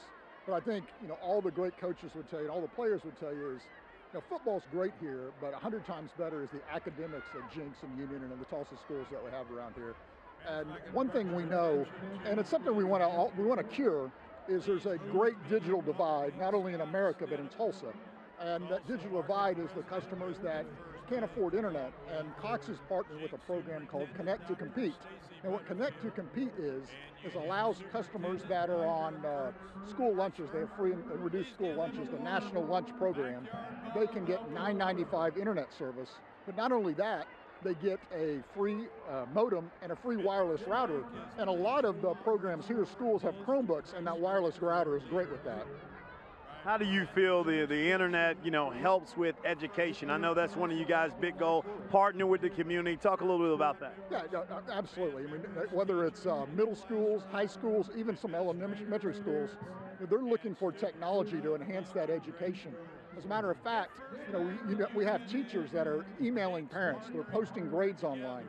79% of teachers now say, I think this is an interesting fact, that they assign work online and have students turn it in. But they also say that only of those 79%, only 20% of them say that all their students have access online. And as a matter of fact, even though 90% of high-income students have internet, only 64% of lower income. And that's a digital divide we all want to cure, and we've got to do ways to make it better. And we think the Connect to Compete program at Cox is something that can do it. Tell us a little bit about the Hometown Huddle. Well, the Hometown Huddle is awesome. I'm real excited about that. Jenks has the Hometown Huddle. It's coming around, and that's going to be September 28th at 5 o'clock. It's going to be at the Commons Park in Jenks, the brand new downtown Commons Park. And what it is, it's also a great fundraiser for the Jenks Public Schools Foundation. Union has a great foundation as well. This is the Jenks Public Schools Foundation. It's a way to make money so we can give it back to the students and the teachers. Awesome. Look like you got some great things going on. Always good to see you, Bruce. And hey, good luck checking out the rest of this game. Thank you. Good All right, Bruce Birkinshaw right there, Director of Product Management for Cox. We'll take a timeout and come back with more. Back over to you.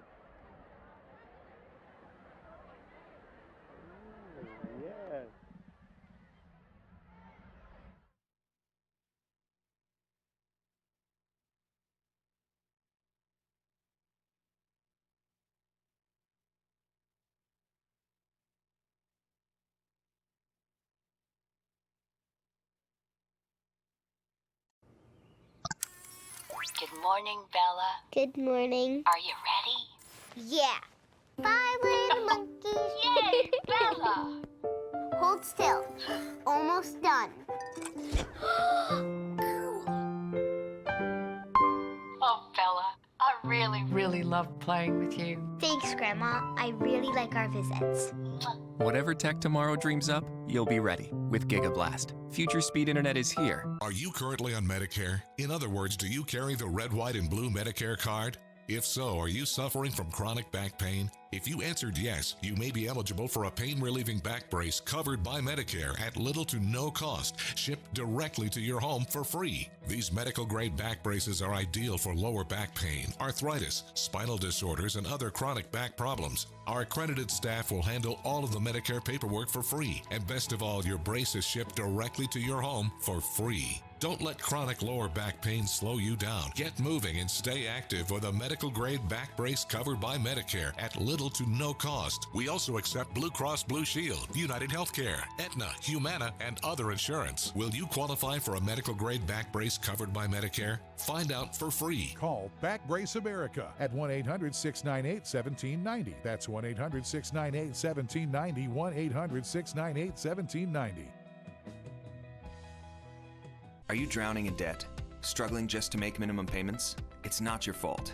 Serious debt can happen to anyone, but there is hope. Our debt-free program has helped thousands of good people, just like you, eliminate their credit card debt. Call us today, and we will dramatically reduce your credit card debt down to just a fraction of what you owe. The call is free. The consultation is free. Take control of your credit debt. Take control of your life again. Call now to see how our debt-free program can work for you. Call 800-455-8260.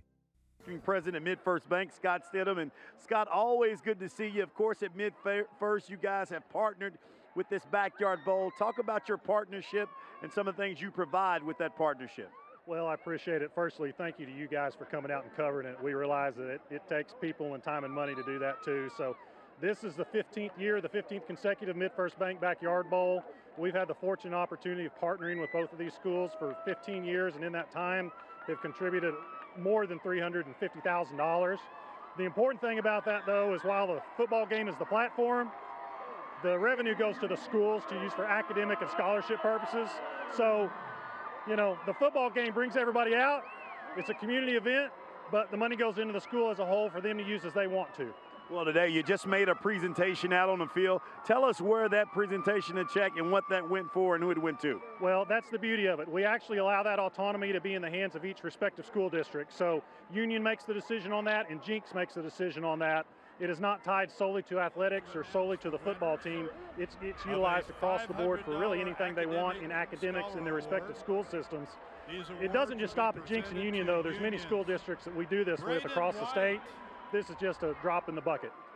What do you like most about your partnership, and what do you guys enjoy most about being able to give back? Well, MidFirst Bank is all about community involvement, and so anytime we can get this many people together and really help spearhead a partnership, and anytime people take a collaborative role in schools nowadays, it's a win for everybody involved. So really just getting people out here, having them and encouraging them to be hands-on in their schools, benefiting the kids, that's where we get a big win.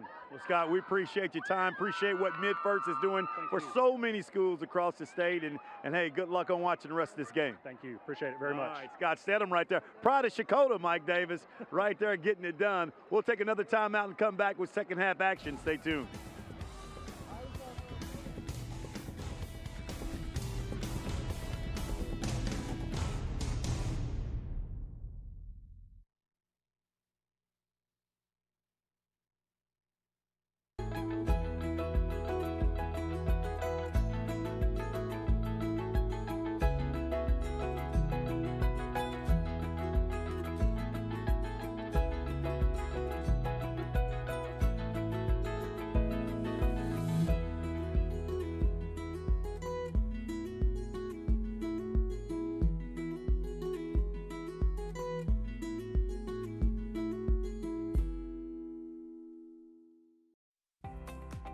Looking for a great new job? EricsJobs.com has a lot of jobs in various industries. According to recent studies, the cost to recruit an employee can be upwards of $4,000. EricsJobs.com has solved that problem.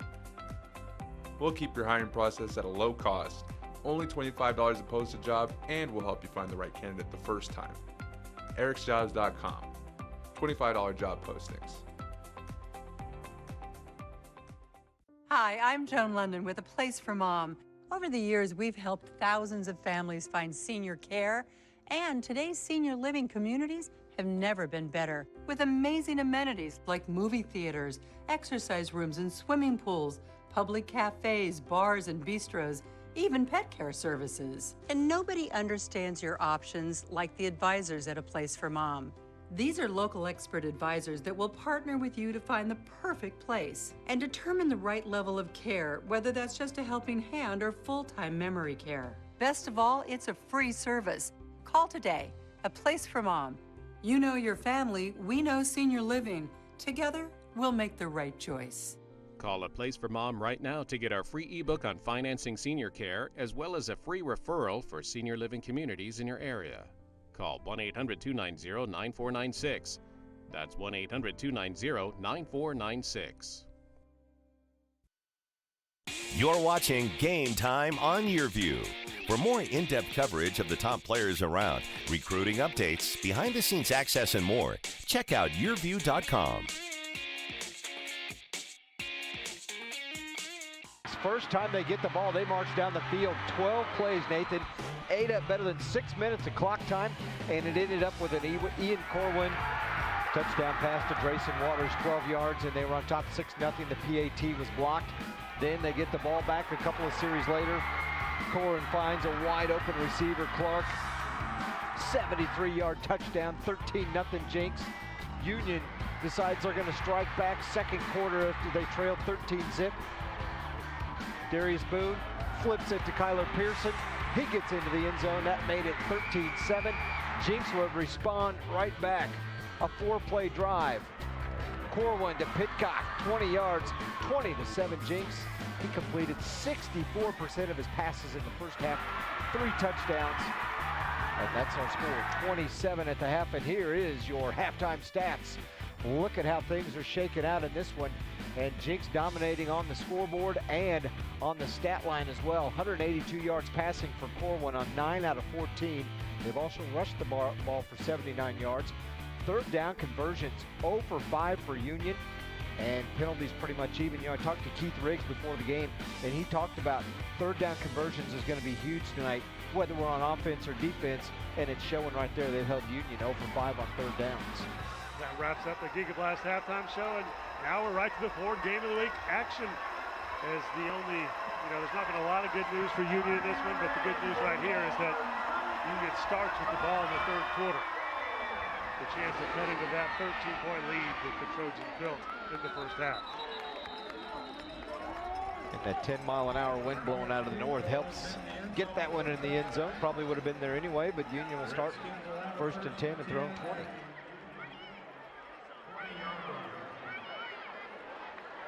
Very important as far as momentum goes here for Union to get off to a quick start here in the third quarter after so much of that first half was dominated by the Trojans, especially that first quarter for Jenks.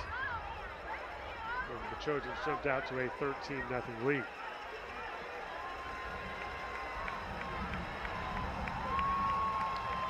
First down and 10 for Peyton Thompson and Union.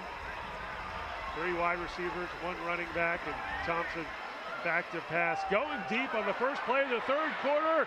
Ball up in the air, intercepted. First play of the third quarter, INT. Blake Pitcock. His second reception tonight. Counting the touchdown. Yeah.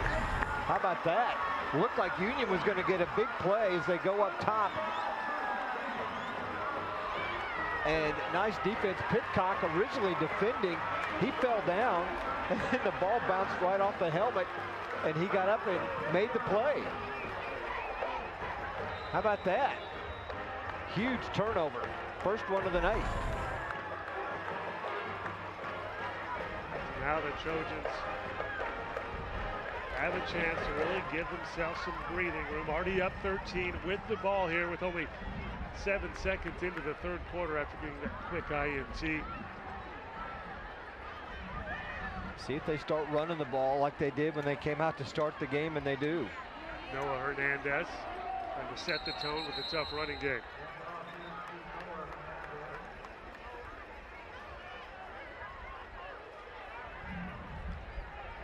The Jenks running inside, they're running off tackle. And as you saw from our first half stats,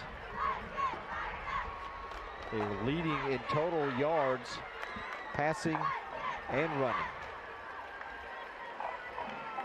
Union, Nathan, they're so quick offensively. As soon as the whistle blows and the ball's set, they're up there. Jenks goes and huddles, and they're running 20 seconds off the play clock between snaps.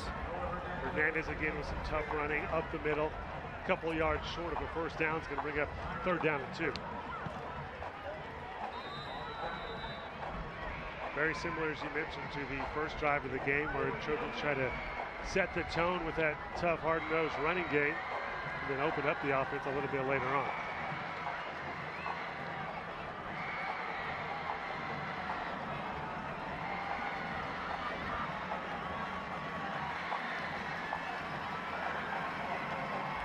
This time, Waters, and he gets the first down. And then some. Again, 2 or 3 Union tacklers had him stopped right at the 50, and he just keeps driving his feet to pick up those extra yards.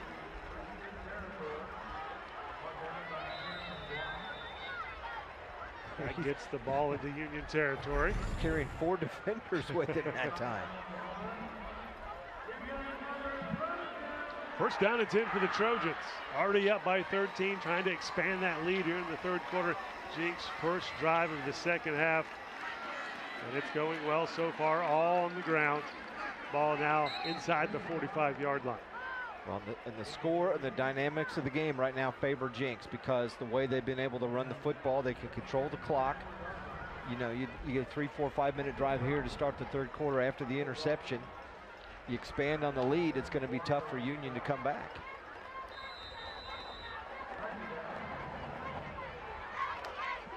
Second down. About 7 yards to go. 4 on 6 maybe.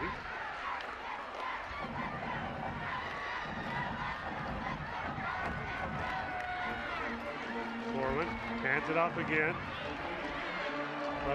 Waters with his hand on the back of his blocker, leading the way.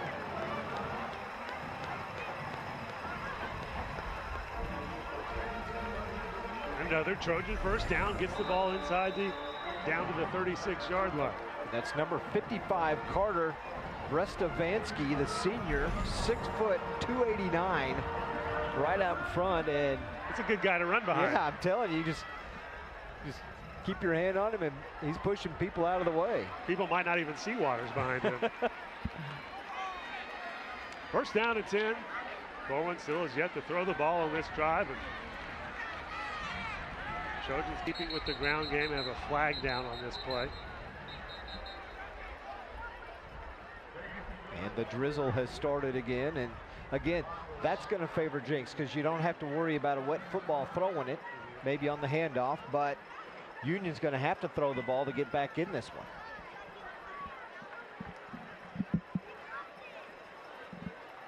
Let's see what the call is here. It looks like it's going against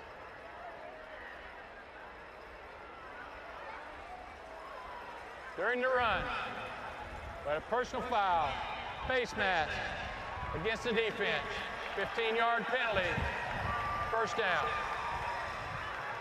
So against Union, that takes it down to the 22-yard line.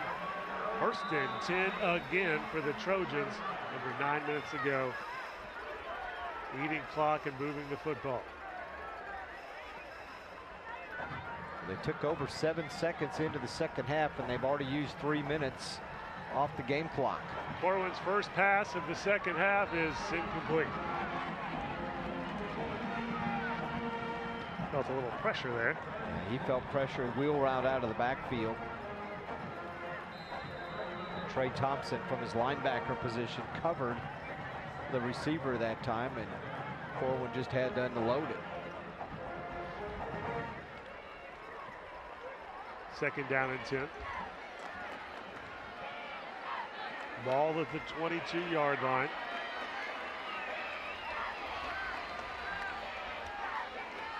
Corwin looking to his right.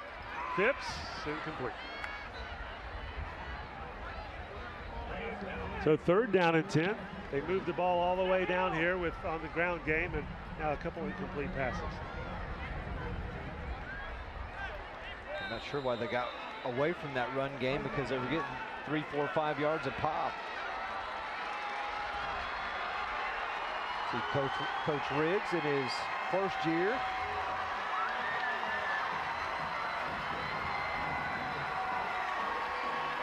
Going from defensive coordinator to head coach.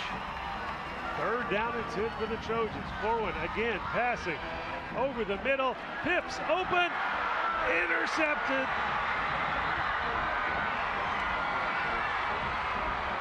JT McLeod, yeah, had a big block of an extra point on Jenks' first drive, and that looks similar to Jenks' interception. Sure did. Popped up in the air and brought down by the other team. Ball might have been tipped a little bit. Got the timing of Phipps off. Yeah, it was just barely deflected. You see the spin of the ball change, and that caused it to hop up in the air. McLeod is the one who came down with it. So a nice defensive play in there for the Redskins that time by Joseph Nichols. Darius Boone finds some room. Out past the 30. They're calling him down. And Rod Thompson down on that wet field. Hey, guys, you know, you talk about this game, and we know big play after big play. We just don't know when it's coming. Right now for this Union team, that defensive play was huge for them. They're really stressing, trying to get this offense going the whole game, whole first half. They haven't been into a flow of a tempo of the offense like they would like. So they want to come out, really try to establish Boone, but they know they have to get stops defensively. Maybe that's the play that sparks this offense, that they're able to punch it in, get back in this ball game. Back over to you. Thank you, Rod. And Boone with a couple more carries right there as you were speaking. Going to bring up third down and only 1 yard to go for a first down for Union. Well, Boone wanted to run that one outside, but linebacker Grant Bruton for Jenks came up and forced him back in, and he was still able to gain positive yards. Boone again makes that cut, gets the first down, and brought down just short of midfield.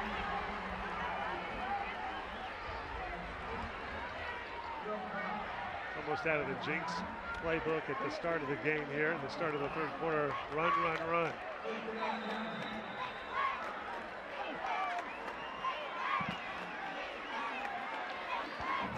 First down and 10, ball at the 49-yard line. Thompson takes the handoff, going deep, well covered, still caught. Wow. Jaquay Shavers. Nice catch. Nice ball too by Peyton Thompson. Dropping back, has loads of time, throws it out there and says, receiver, go help me out and make a play, and he does. First down and 10. Boone picks up about 3 yards on that carry. You know, Thompson's had offers from Eastern Michigan, Abilene Christian, Cornell, Columbia. He must be smart, those Ivy League schools coming after him too. A few of the bigger some of the Power 5 schools also sniffing around about him. Second down. All about at the 8-yard line. Union can still get a first down inside the 2. Thompson drops a snap. Ball is loose. Fumble. Oh, no. Looks like Union recovered that one. But a loss of a down. They were lucky to come up with that one. Ryan Rodriguez, I think, number 58, came down with it. Got kicked right back to Thompson. That was, yeah, I guess Thompson is the one who came up with it. That should have been Jenks' ball. Big break for the Redskins. Third down. Ball at the 13.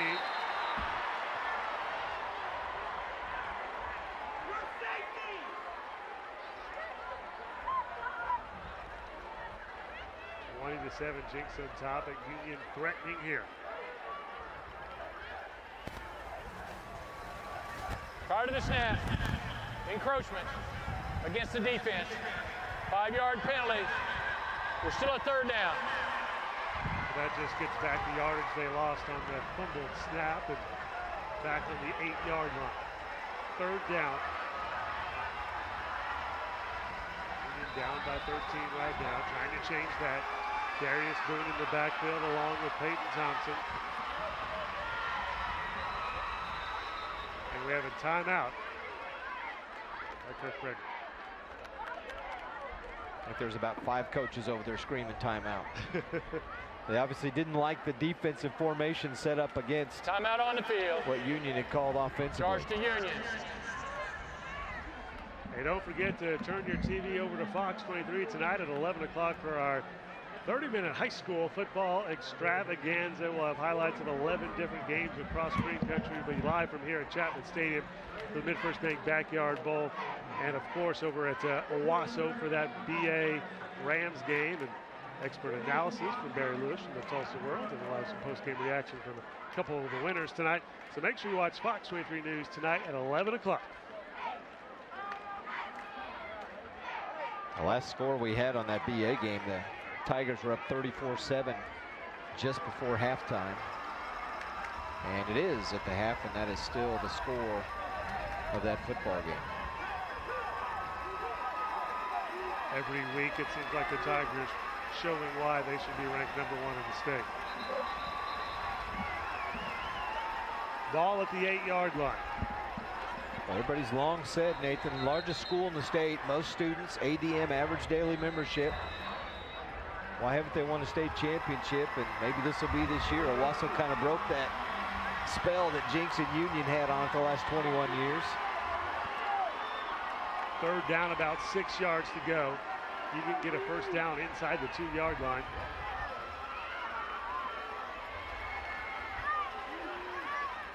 Thompson back to pass.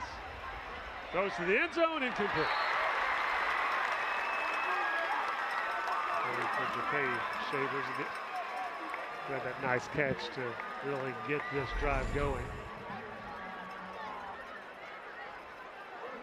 Play well defended. Caleb Peters may have had his arm wrapped around the receiver. Yeah, you can see it right there, he did, but Union's gonna have to settle for a field goal. 2-possession game. It'll still be a 2-possession game if this is good. This is a 46-yard field goal attempt. Low line driver, but it's good. Score now 20-10. Jenks still on top here in the third quarter. We'll be right back here with more Mid-First Bank Backyard Bowl, the 4th game of the week.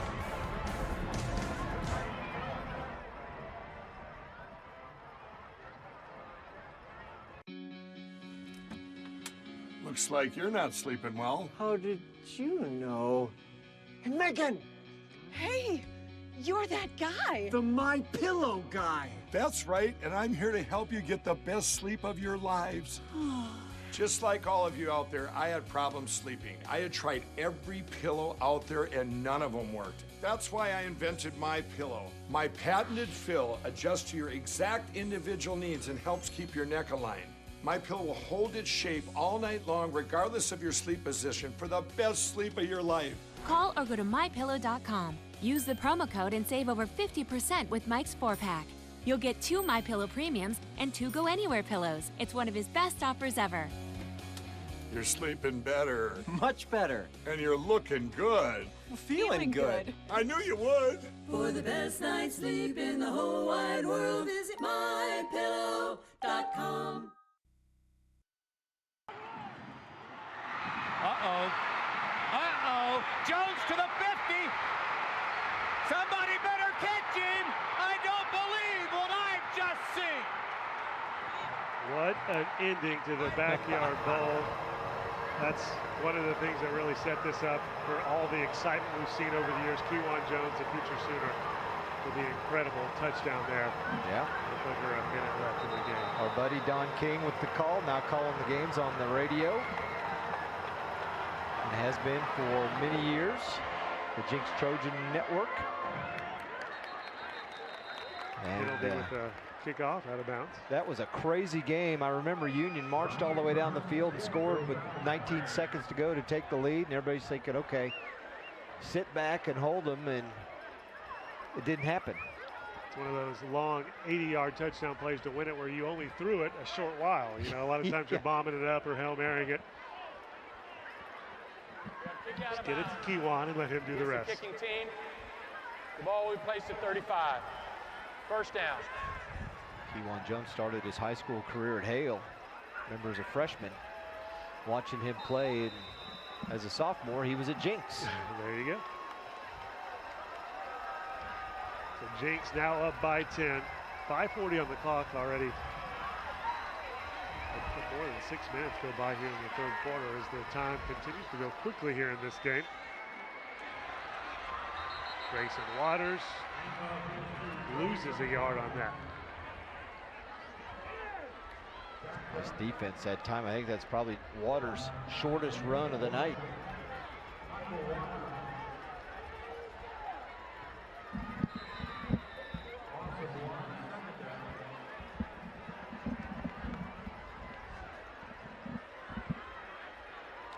Second down and 11 now. So Nathan Waters carried the ball 14 times, 60 yards. Also has a receiving touchdown.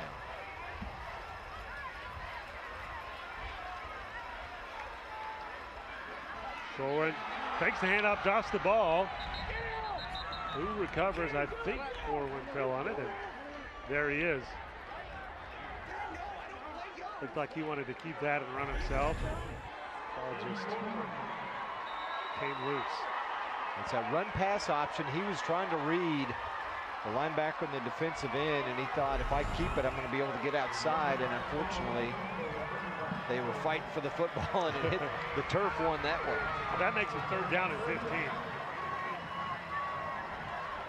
Jenks has to get all the way out to the 45-yard line to pick up the first down. Corwin doing his best, throwing it deep, has an open receiver, and it's caught. Wow. What a catch by Clark. It was just a go route. He just took off when the ball was snapped. Corwin laid it out there for him, and he made a nice diving catch. He sees he's 2 steps behind the defender. He's got to come inside and get it. Maybe got a little help from the turf. Let's take another look. His hands were underneath it, so good catch by the young man. His second tonight, big catch. Big momentum changer there, picking up a third down and 15 after Union had just kicked the field goal to cut the lead to 10. Now Jenks threatening in Union territory. Corwin throws it to Pitcock, and Pitcock gets out past the 30. Back-to-back completions, the one prior to that to Clark, 35 yards. That puts Clark over 100 yards receiving on the night. Add that to the 73-yard TD he had in the first half. 2 catches for that. Usually you think about 8 or 9 catches. Second down, ball at the 30, 5 yards to go for a first down.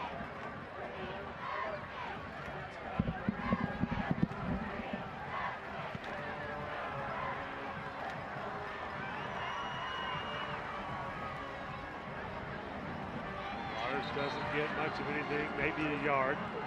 It's going to bring up another third down.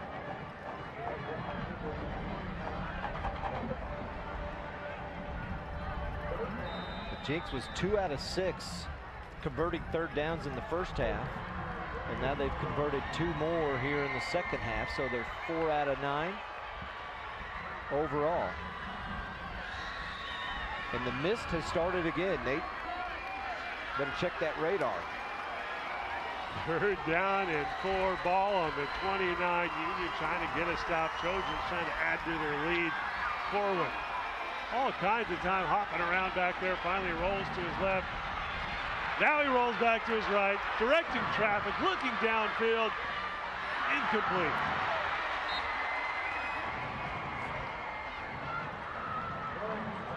Everybody's probably tired down there now. Great defense. Union secondary not letting anybody get open. Union only rushed 3, so they dropped 8. And then when they saw scramble mode kick in, that's when one of the linebackers decided they were going to go after Corwin. Didn't even have any illegal man downfield or anything. No. Sometimes when you get that long of a play and running around, lining up for a field goal here, should be a 45 or 46er. Let the wind at their back.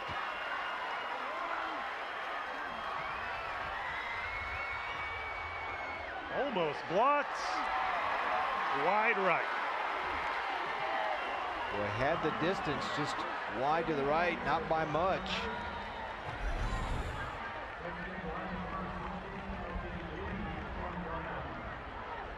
Let's go down to Rod Thompson now on the field. Well, guys, hey, you call it a miss. You call it what you want to. I'm down here in it. That's not quite a miss. Coming down pretty good out here. But hey, guys, we always talk about Oklahoma football, and we're fortunate enough to cover it. People watching on you've got a buddy, Mike Jones, in New Jersey.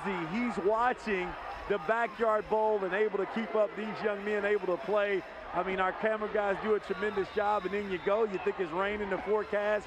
Right here in Tulsa, little Zach and Kate Chalkin checking out the Backyard Bowl at home with Dad. So, guys, just an awesome time all the way around, if you hear or not, that people all over the country are able to watch such a great game. And my guys, Mike Davis and everybody in the truck do a tremendous job. So, hey, we didn't have this when I played in Biggs, guys. We didn't have that.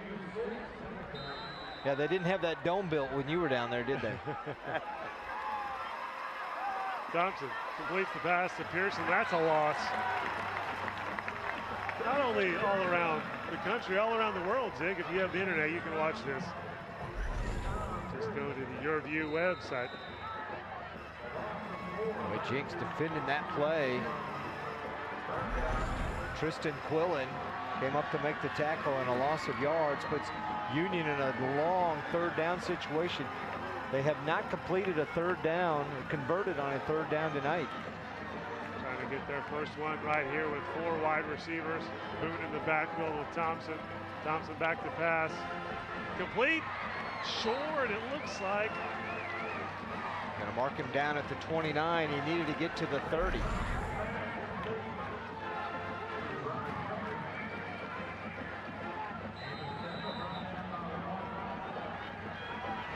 Down and 1, going for it. Boy, see if they can get Jenks offside, maybe. They did this earlier in the first half, and then Thompson dropped back a little bit, about 7 or 8 yards, and punted. This time it looks like they're trying to freeze him and get him to jump offside. Now they're going to have to burn a timeout. It's a gamble that obviously didn't pay off there. You only have 1 timeout left now. Down by 10 late here in the third quarter, under a minute to go.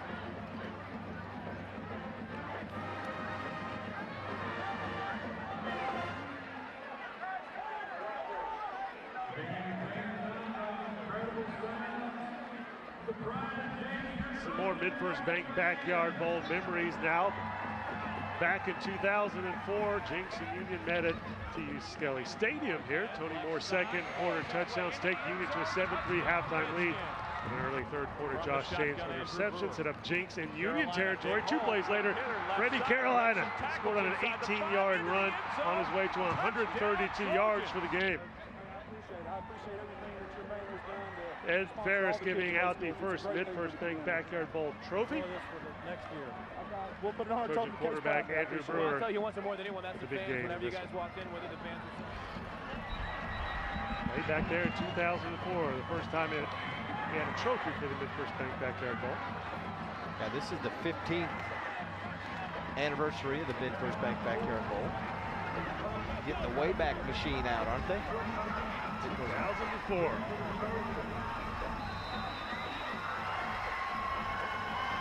Mike Davis trying to make us feel old. Those games seem like they were just a year or 2 ago. It's been a long time. You're now punting away. Line driver, you can see that. And the mist has really picked up. If you can get a camera shot of that, the guy on top of the roof's probably got mist in his face and he can't even see what he's doing, I imagine. There you go.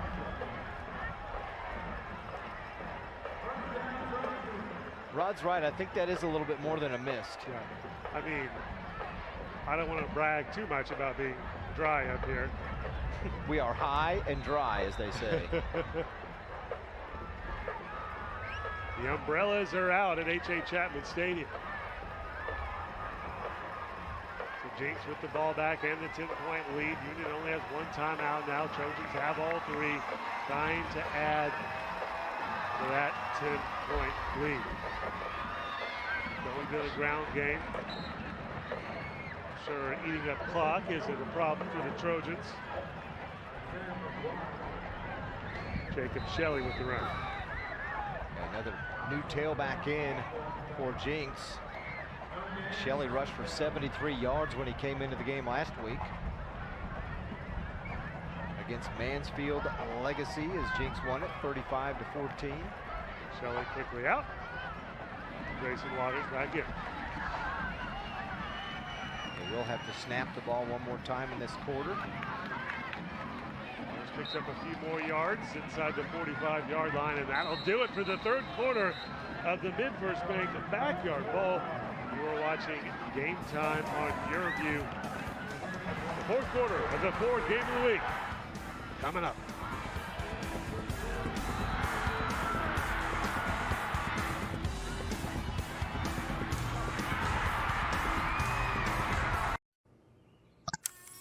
Good morning, Bella. Good morning. Are you ready? Yeah. 5 little monkeys. Yay, Bella! Hold still. Almost done. Oh, Bella, I really love playing with you. Thanks, Grandma. I really like our visits. Whatever tech tomorrow dreams up, you'll be ready with GigaBlast. Future speed internet is here. Ladies, have you noticed your earrings aren't sitting upright where they should? Introducing Magic Backs, the must-have beauty breakthrough designed to instantly lift and support your earrings so they sit upright where they should. Just replace any earring back with Magic Backs. The secret is the easy lift heart-shaped design that securely supports your earring against your earlobe. Slide Magic Backs onto any earring post. They'll instantly sit more upright, feel more secure, and look more beautiful. Magic Backs works on any post, even dangly earrings. They keep heavy earrings from drooping, but they also keep little studs lifted. Magic Backs works on anyone, any age, any post earring, any shaped ear.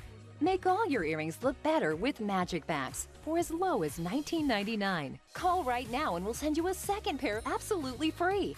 We'll also send a storage case. That's 4 Magic Backs and storage case for as low as $19.99. So call or go online now. Zig, hold up your 4 fingers. It's fourth quarter time here in the fourth game of the week. Jenks on top of Union, 20-10 here in the Mid-First Bank Backyard Bowl, and the Trojans have the ball, trying to add to that lead. Third down, though, right here. Trojans need 6 yards to keep this drive alive. Ian Forward is doing a great job leading this Trojan offense so far in this game in some windy and wet conditions. Gets it to Waters, and Waters, tripped up, still gets the first down. Yeah, if he doesn't get tripped up, it's off to the races. But again, just a solid run after the catch. Kind of waits for his blocking, sees they're going to block the defender to the outside. Latham out there. Brady Latham, the Arkansas commit, takes his defender to the sideline, and then Waters cuts it upfield. Ball at the 36-yard line now. First down and 10 for the Trojans. Clock keeps on ticking down, which is quite all right for Jenks. On the ground again, Waters, spin move, gets the first down. What button is that on your video game? Circle, maybe? I don't know. I haven't played it in so long. Gotta see that again. I guess just keep giving him the ball, right? Circle, X, square, Y, one of those. Yeah, a heavy dose of the run game from Jenks. If they do much else, you'd have to be surprised. Another first down for the Trojans, trying to add to that 10-point lead.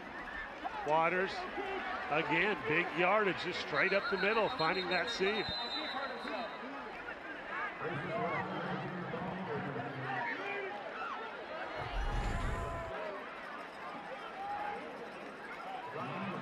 big hole there necessarily, but just enough for him to jump through. I mean, he's 6'1", weighs about 190 pounds.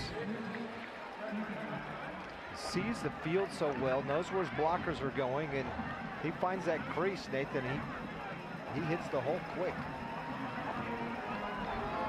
Second down now, 4 yards to go for a first down. Foreign passing this time. Gets the completion. Pitka out of bounds after the first down. Inside the 10-yard line.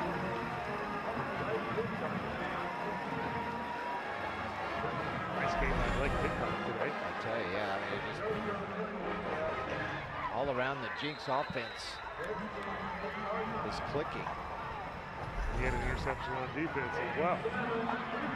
All right, first down and goal now. Ball at the 8-yard line.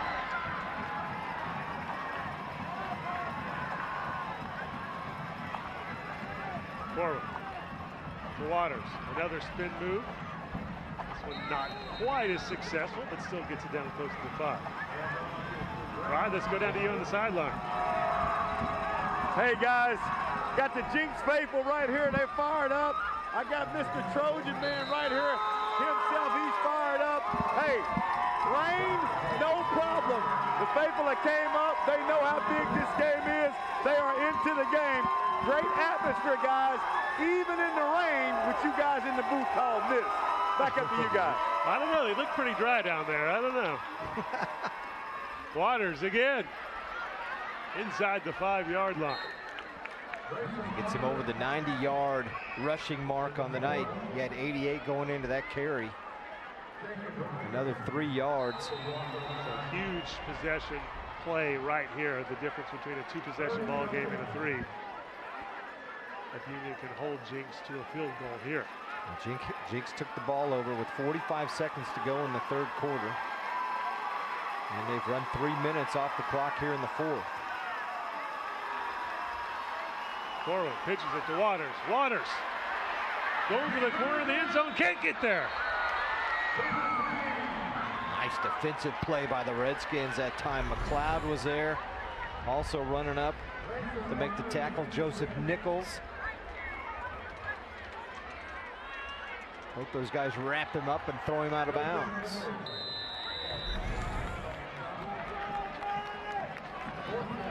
So,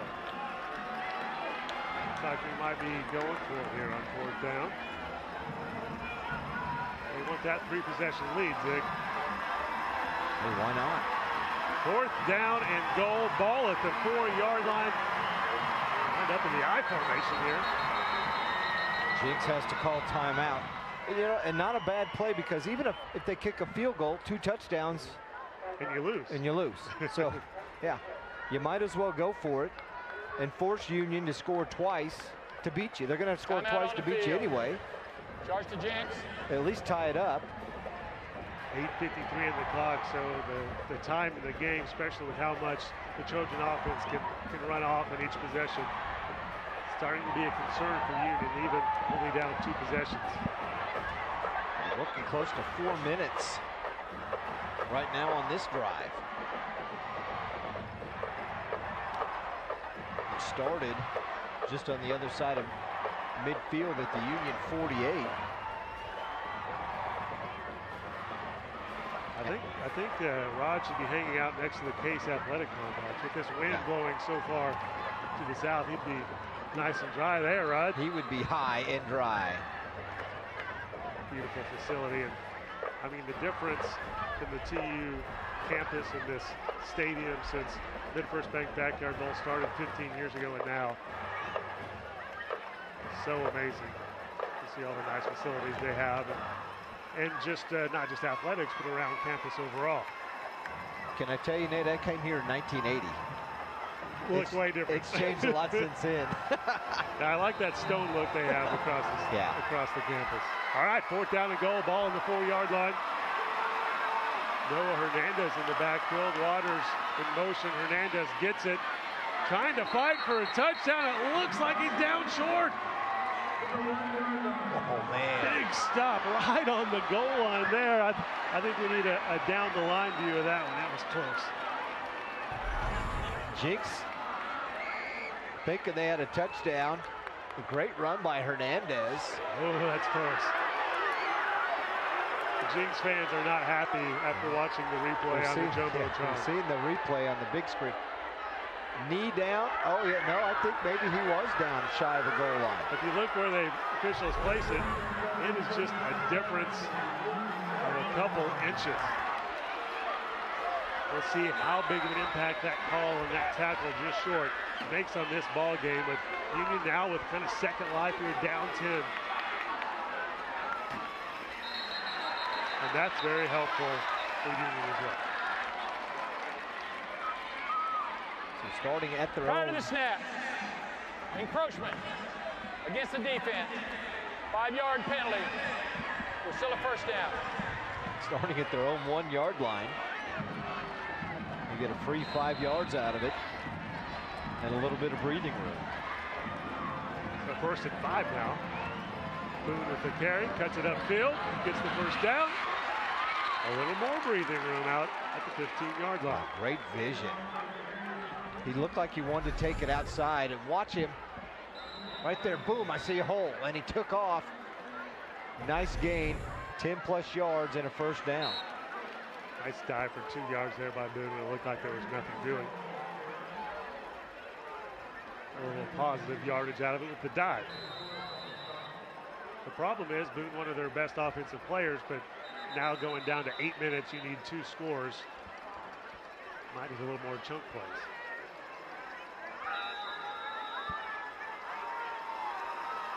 $122 yards rushing now for Boone. 102. 102.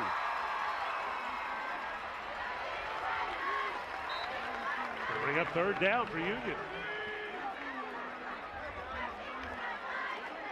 Third down, 7 yards to go. Now under 8 minutes left in the mid-first backyard ball. Union down by 2 possessions. Trying to make this one a thriller like we're used to seeing here in the 4th game of the week in the mid-first backyard ball. Nice catch. Where are we going to mark? Incomplete. Oh, yeah, incomplete. Got it. It was out of bounds and couldn't hold on to it. Solid effort by Kenneth Avery. Couldn't hold on to the ball there, so it's going to bring up third down. There's still 7.5 to go. Down and 7. Yeah, Union's got to, if they're going to go for it, yeah, they've got to punt. They're sending the punt team out there now. Yeah, that's the right call. And they may have to burn their last time out because there's just 10 seconds on the play clock. I just take the penalty. You might as well and save the timeout because you're going to need it.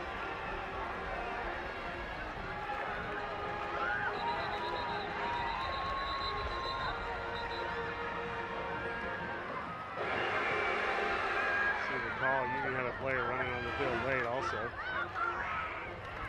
Prior to the snap, delay a game against the offense. 5-yard penalty. We're still a 4th down. See, I like that. I see so many teams that are down, they're about to punt the ball or something like that. But a timeout is so important at the end of the game where you don't take the 5-yard penalty and you call a timeout. High, short punt. Jenks is going to get the ball at the 41-yard line. 7:20 on the clock, and I'm guessing we're going to run the ball a lot. 20-10. Low scoring mid-first backyard ball. A lot of times we see this get up into the 40s and 50s for both teams. Only 4 touchdowns in this ball game. That's 59-40 last year. Union won. Remember that? I mean, all the explosive fireworks we had in that game. Yeah, it was close. Close late. I think there was a couple of turnovers, and Union ended up winning by 20. First down and 10. Waters hit hard, but picks up 4 yards in the carry.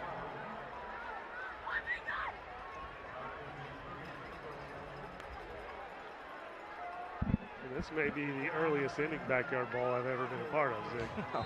These are known for how long they last. I mean, when you're scoring 90 points, 99 points, that happens. Ball now on the 36, under 7 minutes to go. 2nd down and 4.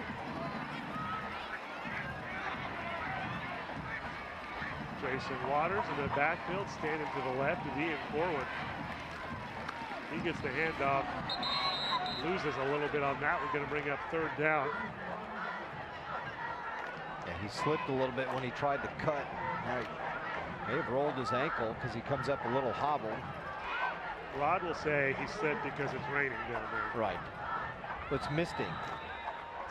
I'll give him, it's a heavy mist. How about that?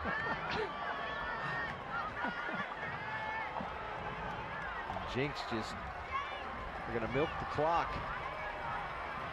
Got the ball with 7:20 to go here in the 4th, so they've run, they'll end up running a minute and a half off the clock if they don't get a 1st down here. Jenks needs to get down to the 31 for a 1st down. Corwin going for more than that and gets it. Another 1st down pass, this time to Bo Estes. Estes just right in front of the corner. Corwin just wait until he gets open, and he just ran out there and right behind the corner in front of the safety in that area. And a Jenks 1st down. Now under 6 minutes. Clock just keeps rolling down.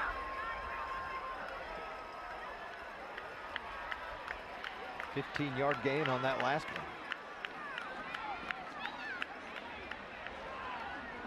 Waters, no gain on that carry. Bring up 2nd down, but Trojans get a little chippy down there. Trojans get to run off some more clock here after the run.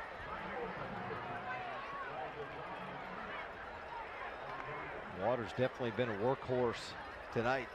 Him and Noah Hernandez carrying that load in the backfield for Jenks.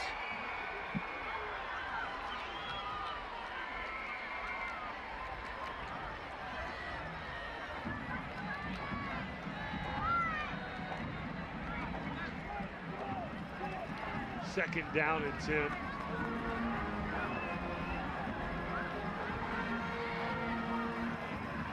Going up under center, fakes the handoff, rolls right, looking downfield.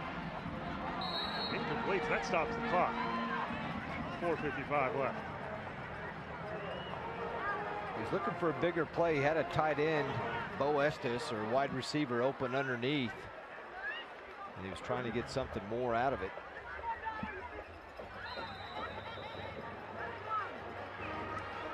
Third down and 10, ball at the 23-yard line. Jenks up 10, 4:55 on the clock. Get a stop here. Union keeps its chances alive. With enough time to get a couple quick scores.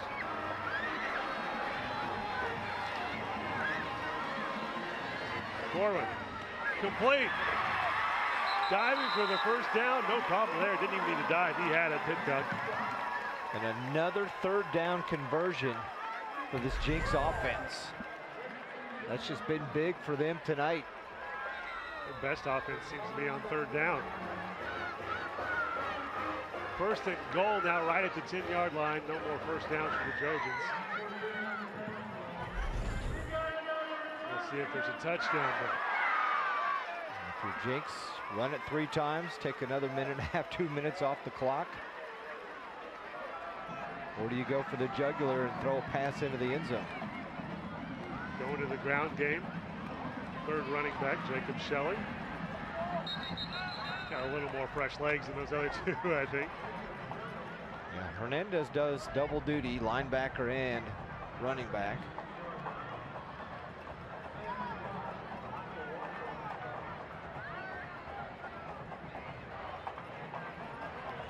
Second down. Ball just a little farther out than the 6. Official making sure it's dry, and then it sets it down right in between the 6 and the 7-yard line. It's going to be under 4 minutes left before they hike this one. Right at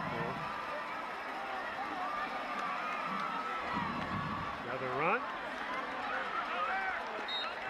Short again, going to bring up 3rd down at the 2. So ideally, if you're the Trojans, you You score on 4th down, right? Yeah.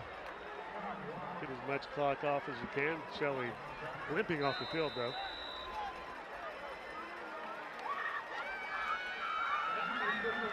Play clock here in high school is 25 seconds after they set the ball down. Corwin, I mean, that's old school too. Corwin comes over to the sideline to get every play. He's got to be in shape just to do that. Yeah. He's running 40 or 50 yards every time to get to the sideline and back. Trojans are taking a timeout, so we'll take a timeout also here in the Mid-First Bank Backyard Bowl. We'll be right back with the final couple minutes here of the 4th game of the week. You're watching Game Time on YurView. For more in-depth coverage of the top players around, recruiting updates, behind-the-scenes access, and more, check out YurView.com. If you're struggling with at least $10,000 in credit card debt, you could qualify for National Debt Relief's Debt Reset Program. This program can reduce the balances on your debt and reduce your monthly payments while you become debt-free in 24 to 48 months. There are no upfront costs or out-of-pocket expenses. Imagine being debt-free in 24 to 48 months. Call now to see if you qualify. You can talk to a counselor right now. Call 800-694-6795. You're watching Game Time on YurView. For more in-depth coverage of the top players around, recruiting updates, behind-the-scenes access, and more, check out YurView.com.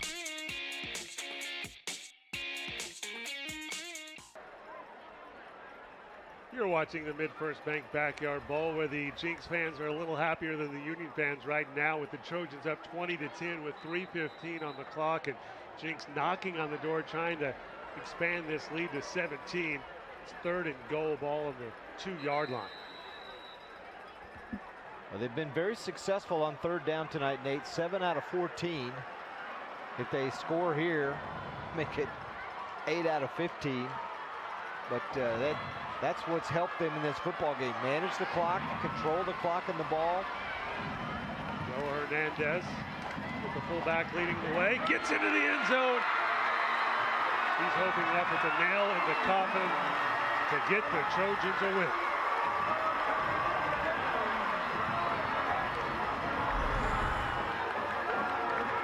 Great blocking up front. Hernandez goes outside and then cuts it right up off the left tackle. 2-yard touchdown. That might just seal it for Jenks. This will put them up 17.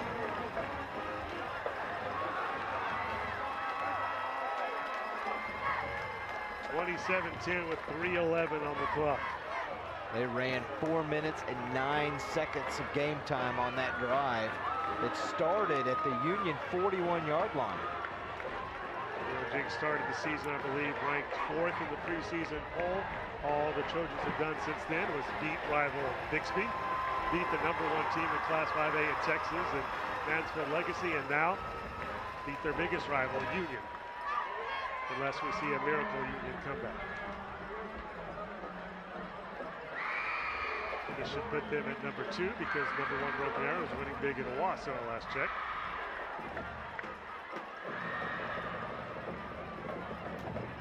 Yeah, it was 41-7 last we saw in the 3rd quarter. If you're a Union fan, you can take solace in the fact that this is a non-district game. District games are all that matter when it comes to playoff positioning, and it's a long way to go for a team. You have a lot of time to kind of gel and improve before the playoffs kick off. If you're Jenks, you got to be real happy right now. Yeah. Well, remember what happened a year ago. They started 0-4. Heading into district play. Ended up winning the district. And then had to face Owasso, which got 2nd in the district because they lost in double overtime at Union a year ago. And then the Rams were the eventual state champs. Yeah, that's a tough little run through the semifinals. You've got to beat Jenks in the semis and Union in the finals, and Owasso did it.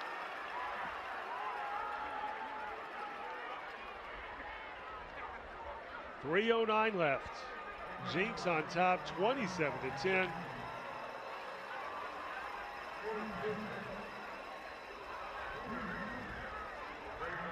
Don't forget, high school football tonight on Fox 23. Our 30-minute show kicks off at 11 o'clock tonight and every Friday night during the high school football season.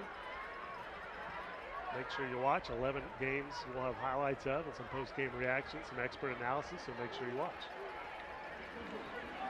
Just about every Friday, you know, we have a NFL game that keeps us from doing it on fall break when we normally do it on Thursday, and then the next week we have a World Series game that keeps us from doing it on Friday. But besides those two, we've got the regular season covered for you. Yeah, Fox has Thursday night football this year, don't NFL, they? 10 or 11 games. They don't have the whole season, but most of it. So that's a first for us on Fox 23 to have Thursday night football. We get to stay a little later on Thursday nights. I remember those days when Channel 8 had Monday night football. Midnight, doing the sportscast at midnight. Thinking, are we the only people up doing this? It just gives me more time to study up on high school football the next day.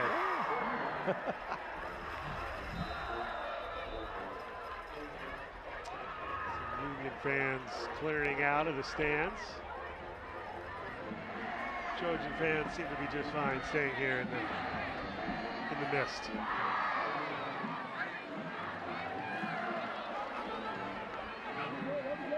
Thompson back to pass.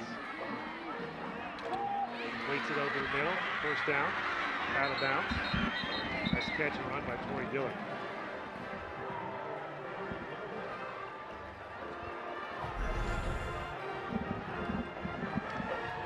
Ball up to 45.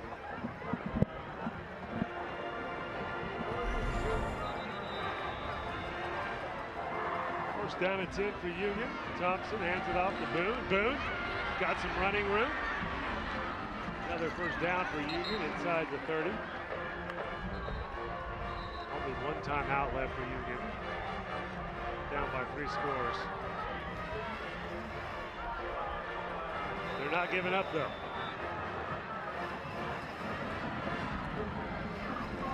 Boone again. He picks up a couple yards there. Keeps the clock moving. I talked to Coach Fred before the game. He said, you know, we made good strides from the BA loss to the Mansfield win last week as they beat Lake Ridge 36-30, but they said we still got a lot of things to improve on, and they'll continue to improve. Next week, both teams a bye week before they both jump into their district play after that. Should be. I'm real interested to see how that district goes, where you have Broken Arrow, incomplete there. Broken Arrow and Jenks in the same district going against each other. They should be ranked number 1 and number 2 in the state going into district play. Yeah, that'll be a wild game. And of course, we'll have the Union Owasso game in a couple of weeks at Union. Triple overtime, I believe, last year. I didn't do the broadcast because my first child was being born at the time. That's a good excuse, right? Yeah, exactly. A very good excuse. Only happens once, so you needed to be there. You and Rod handled it just fine without me. Wild, it was a wild football game. And she was born at 9:03 at night, so it happened right in the middle of the game.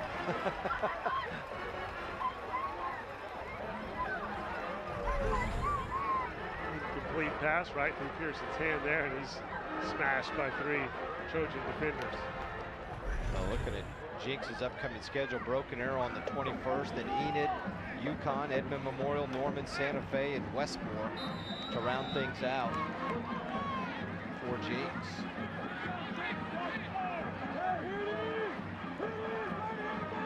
Fourth down for Union. Trying to keep the miracle possible, but it's incomplete. Jenks takes the ball. Union only has 1 timeout. Trojans should be able to wrap this one up. Yeah, nice defensive play. Tapping the ball and knocking it out of the air. James Pruitt, junior linebacker. He was thinking pick six, wasn't he? It sure was. What do you think about Union's chances of improving? You know, they played Broken Arrow, they played Jenks, they lost both by double digits, but they have a lot of talent on this team, maybe as much Division I talent as anyone in the state. Yeah, and they'll be okay. I mean, as I just mentioned, Jenks started the season 0-4 last year. They made it to the semifinals in state with BA Jenks, or BA Union and Owasso. Expect another East Side semifinal in 6A1.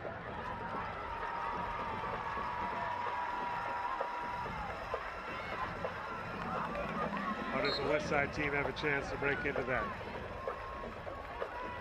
I mean, from what I've seen, more than likely not. We'll probably have the teams that are 1 through 4. It'll probably be an all East Side showdown again like it was last year.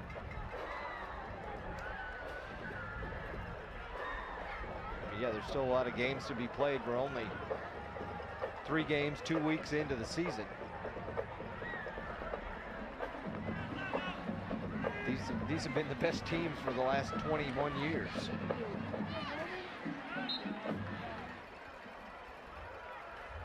Clock keeps on running. They should snap it under a minute here in the next play. 3rd down.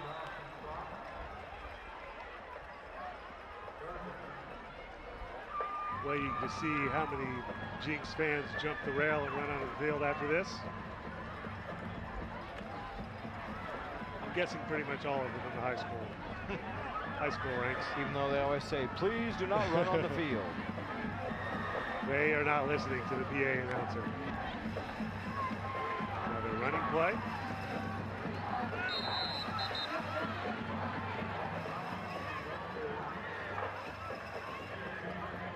.25 seconds on the play clock, and it just now started, so you could take a snap and run around a little bit, and that would be ball game. So Keith Riggs, in his first game as head coach in this Mid-First Bank Backyard Bowl, will get a W. What a way to start a career here with, you've already knocked off 2 of your rivals in Bixby and Union. There you go. Congratulations to the Jenks Trojans, winners of the Mid-First Bank Backyard Bowl, the 15th edition. They are happy about it. 27-10, the final score. Low scoring Jenks Union game, a lot lower than we're used to seeing. The Trojans don't care what the points are as long as they have more of them. And they did tonight.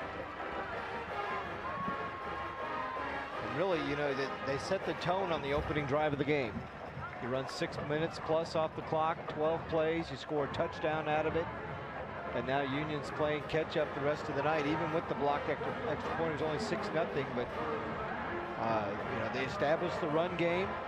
Union was not able to slow down their run game enough to force them to pass more. When Jenks did pass, it was on 3rd down, and they completed over 50 or converted over 50% of their 3rd downs on the night. Yeah, that'll do it. That's a nice recipe for success. And that's interesting. Keith Riggs talked about that before the game. He said 3rd downs are going to be huge. And I said, for you or them? And he said both. We've got to convert, and we've got to keep them from converting. Rod Thompson down on the field with the winning head coach. Jenks is Keith Riggs. Well, Coach, hey, able to get it done 27-10, first Backyard Bowl. As head coach, you get it done. Probably the fastest Backyard Bowl we had. But just talk about your emotions right now, being a head coach of this program and being able to get it done. Well, just I'm so excited for our kids. Hard-fought second half. We made some mistakes, but we found ways to overcome them. I'm really proud of our guys. They did a great job. Tremendous job, this team. What does this team win mean for your team? Well, it's just it's the next step for us. You know, we got to come back, watch the film tomorrow, and come back and just continue to try to get better each week. Well, outstanding job. Congratulations on your first one. And, hey, we'll let you accept your award there. All right, thank you very much. Appreciate it. Great job, Coach.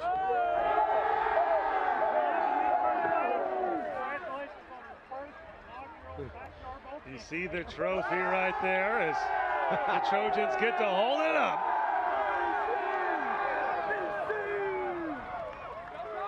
That's the Mid-First Bank Backyard Bowl trophy.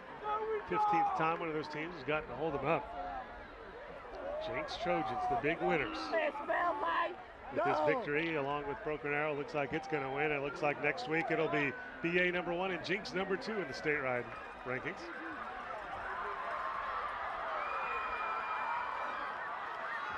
Now here come the students out on the field. There you go. If you take a wide shot, see the celebration down there. We knew they would come out on the field. As Coach Riggs gives his team its final speech, we'll come back and wrap it up here in the mid-first backyard ball up next. You're watching Game Time on YurView. For more in-depth coverage of the top players around, recruiting updates, behind-the-scenes access, and more, check out YurView.com.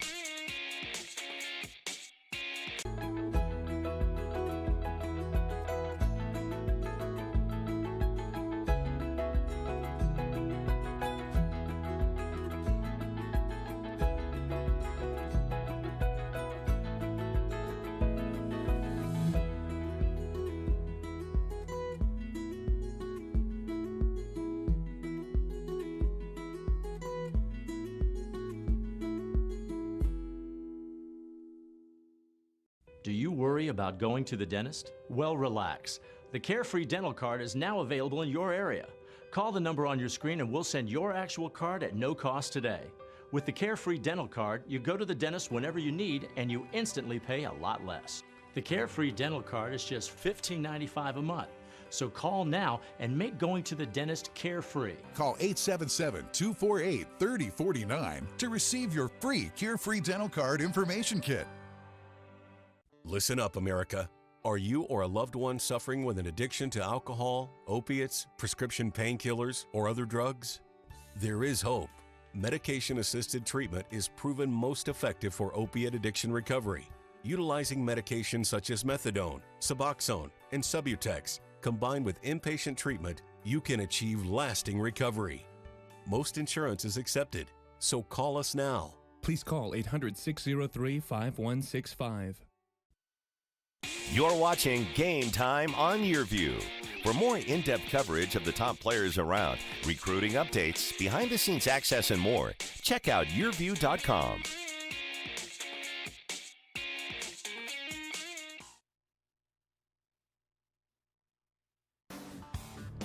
You're watching Game Time on YurView, and the Trojans are celebrating after knocking off Union 27-10 in the Mid-First Bank Backyard Bowl.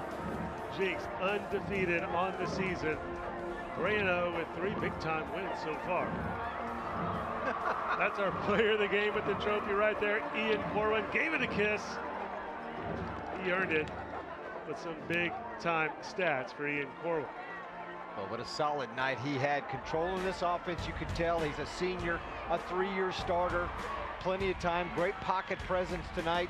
This one, nobody open. He's going to take off and run and get a first down. This was their first drive of the game, Nathan. As I said, 12-play drive.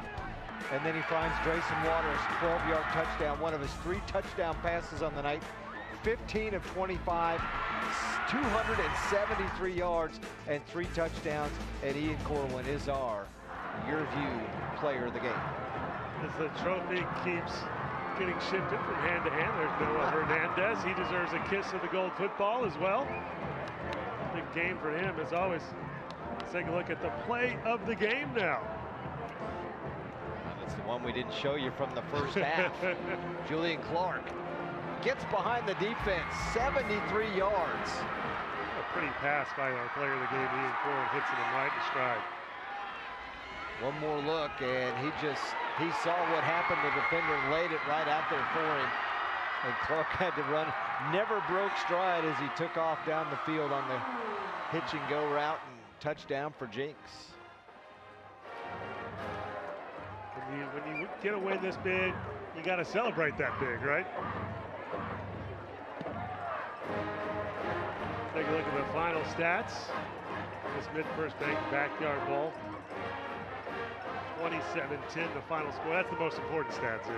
Well, at halftime, Jenks was dominating the stats, and they just continued to push that dominance forward in the second half. They controlled the clock. They controlled the game with their offense. They successfully rushed the football. and when they needed a third down conversion, they got it. 8 out of 16, 50% of their third down conversions on the night, Nathan. 424 yards of total offense.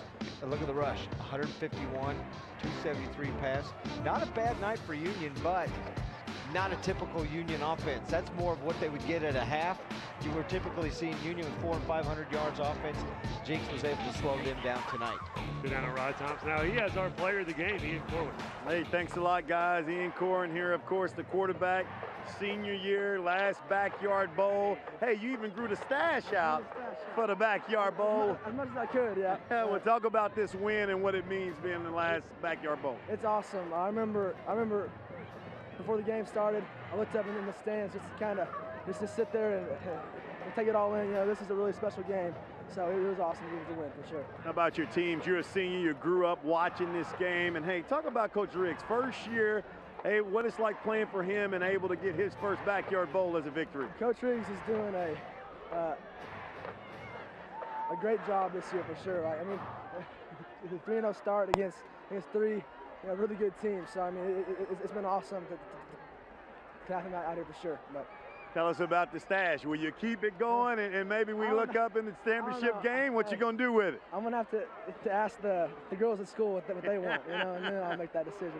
Hey, well, outstanding job. Great player. Hey, good luck on the rest of the season. I appreciate that. I appreciate it. All right, Ian Corwin right there. And the stash, guys, getting the win in the backyard bowl. Back over to you. Ian Corwin, such a smart and heady player on the field, and smart and heady when it comes to his grooming habits. So, you got to ask. Ask the girls. Ask the girls what they think. That's a good, wise move by the veteran quarterback. And another edition of the Mid-First Bank Backyard Bowl in the books. This time it goes to Jenks. A kind of different game than we're used to here. Not the high-scoring one and a quick one, but the Trojans, most important for Jenks, gets the win 27-10 to stay undefeated. Yeah, very impressive performance tonight by Jenks. 3-0 start. Union 1-2. A lot of work they got to do. Coach Fred of the Redskins mentioned it before the game. We've still got a lot of things to improve and work on. Both teams with the bye week next week, Nathan, to get ready for district play. And don't forget, next Friday, the Ford game of the week will be in Moore. The Lions and Tigers will get together at Moore School Stadium at Moore hosts Norman. Game time on YurView will be 7 o'clock. Be sure to catch Norman and Moore next Friday night right here on YurView Channel 3. Thanks for joining us for Game Time on YurView. Another great Mid-First Bank Backyard Bowl won by Jenks. Final score in this one, 27-10 Trojans over Union. Don't forget to tune in to Game Time on YurView next week. We'll be in more.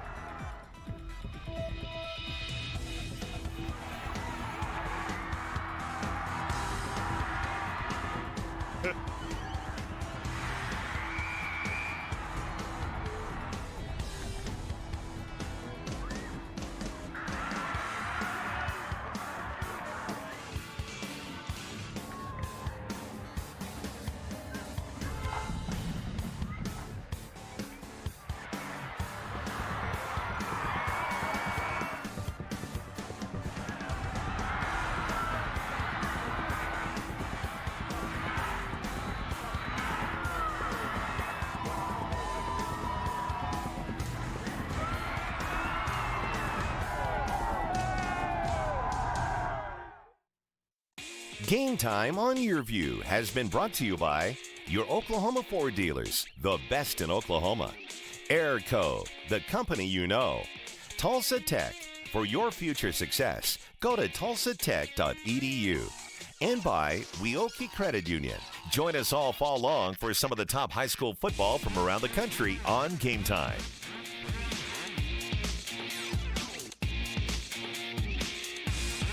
Airco Summer Sale is a great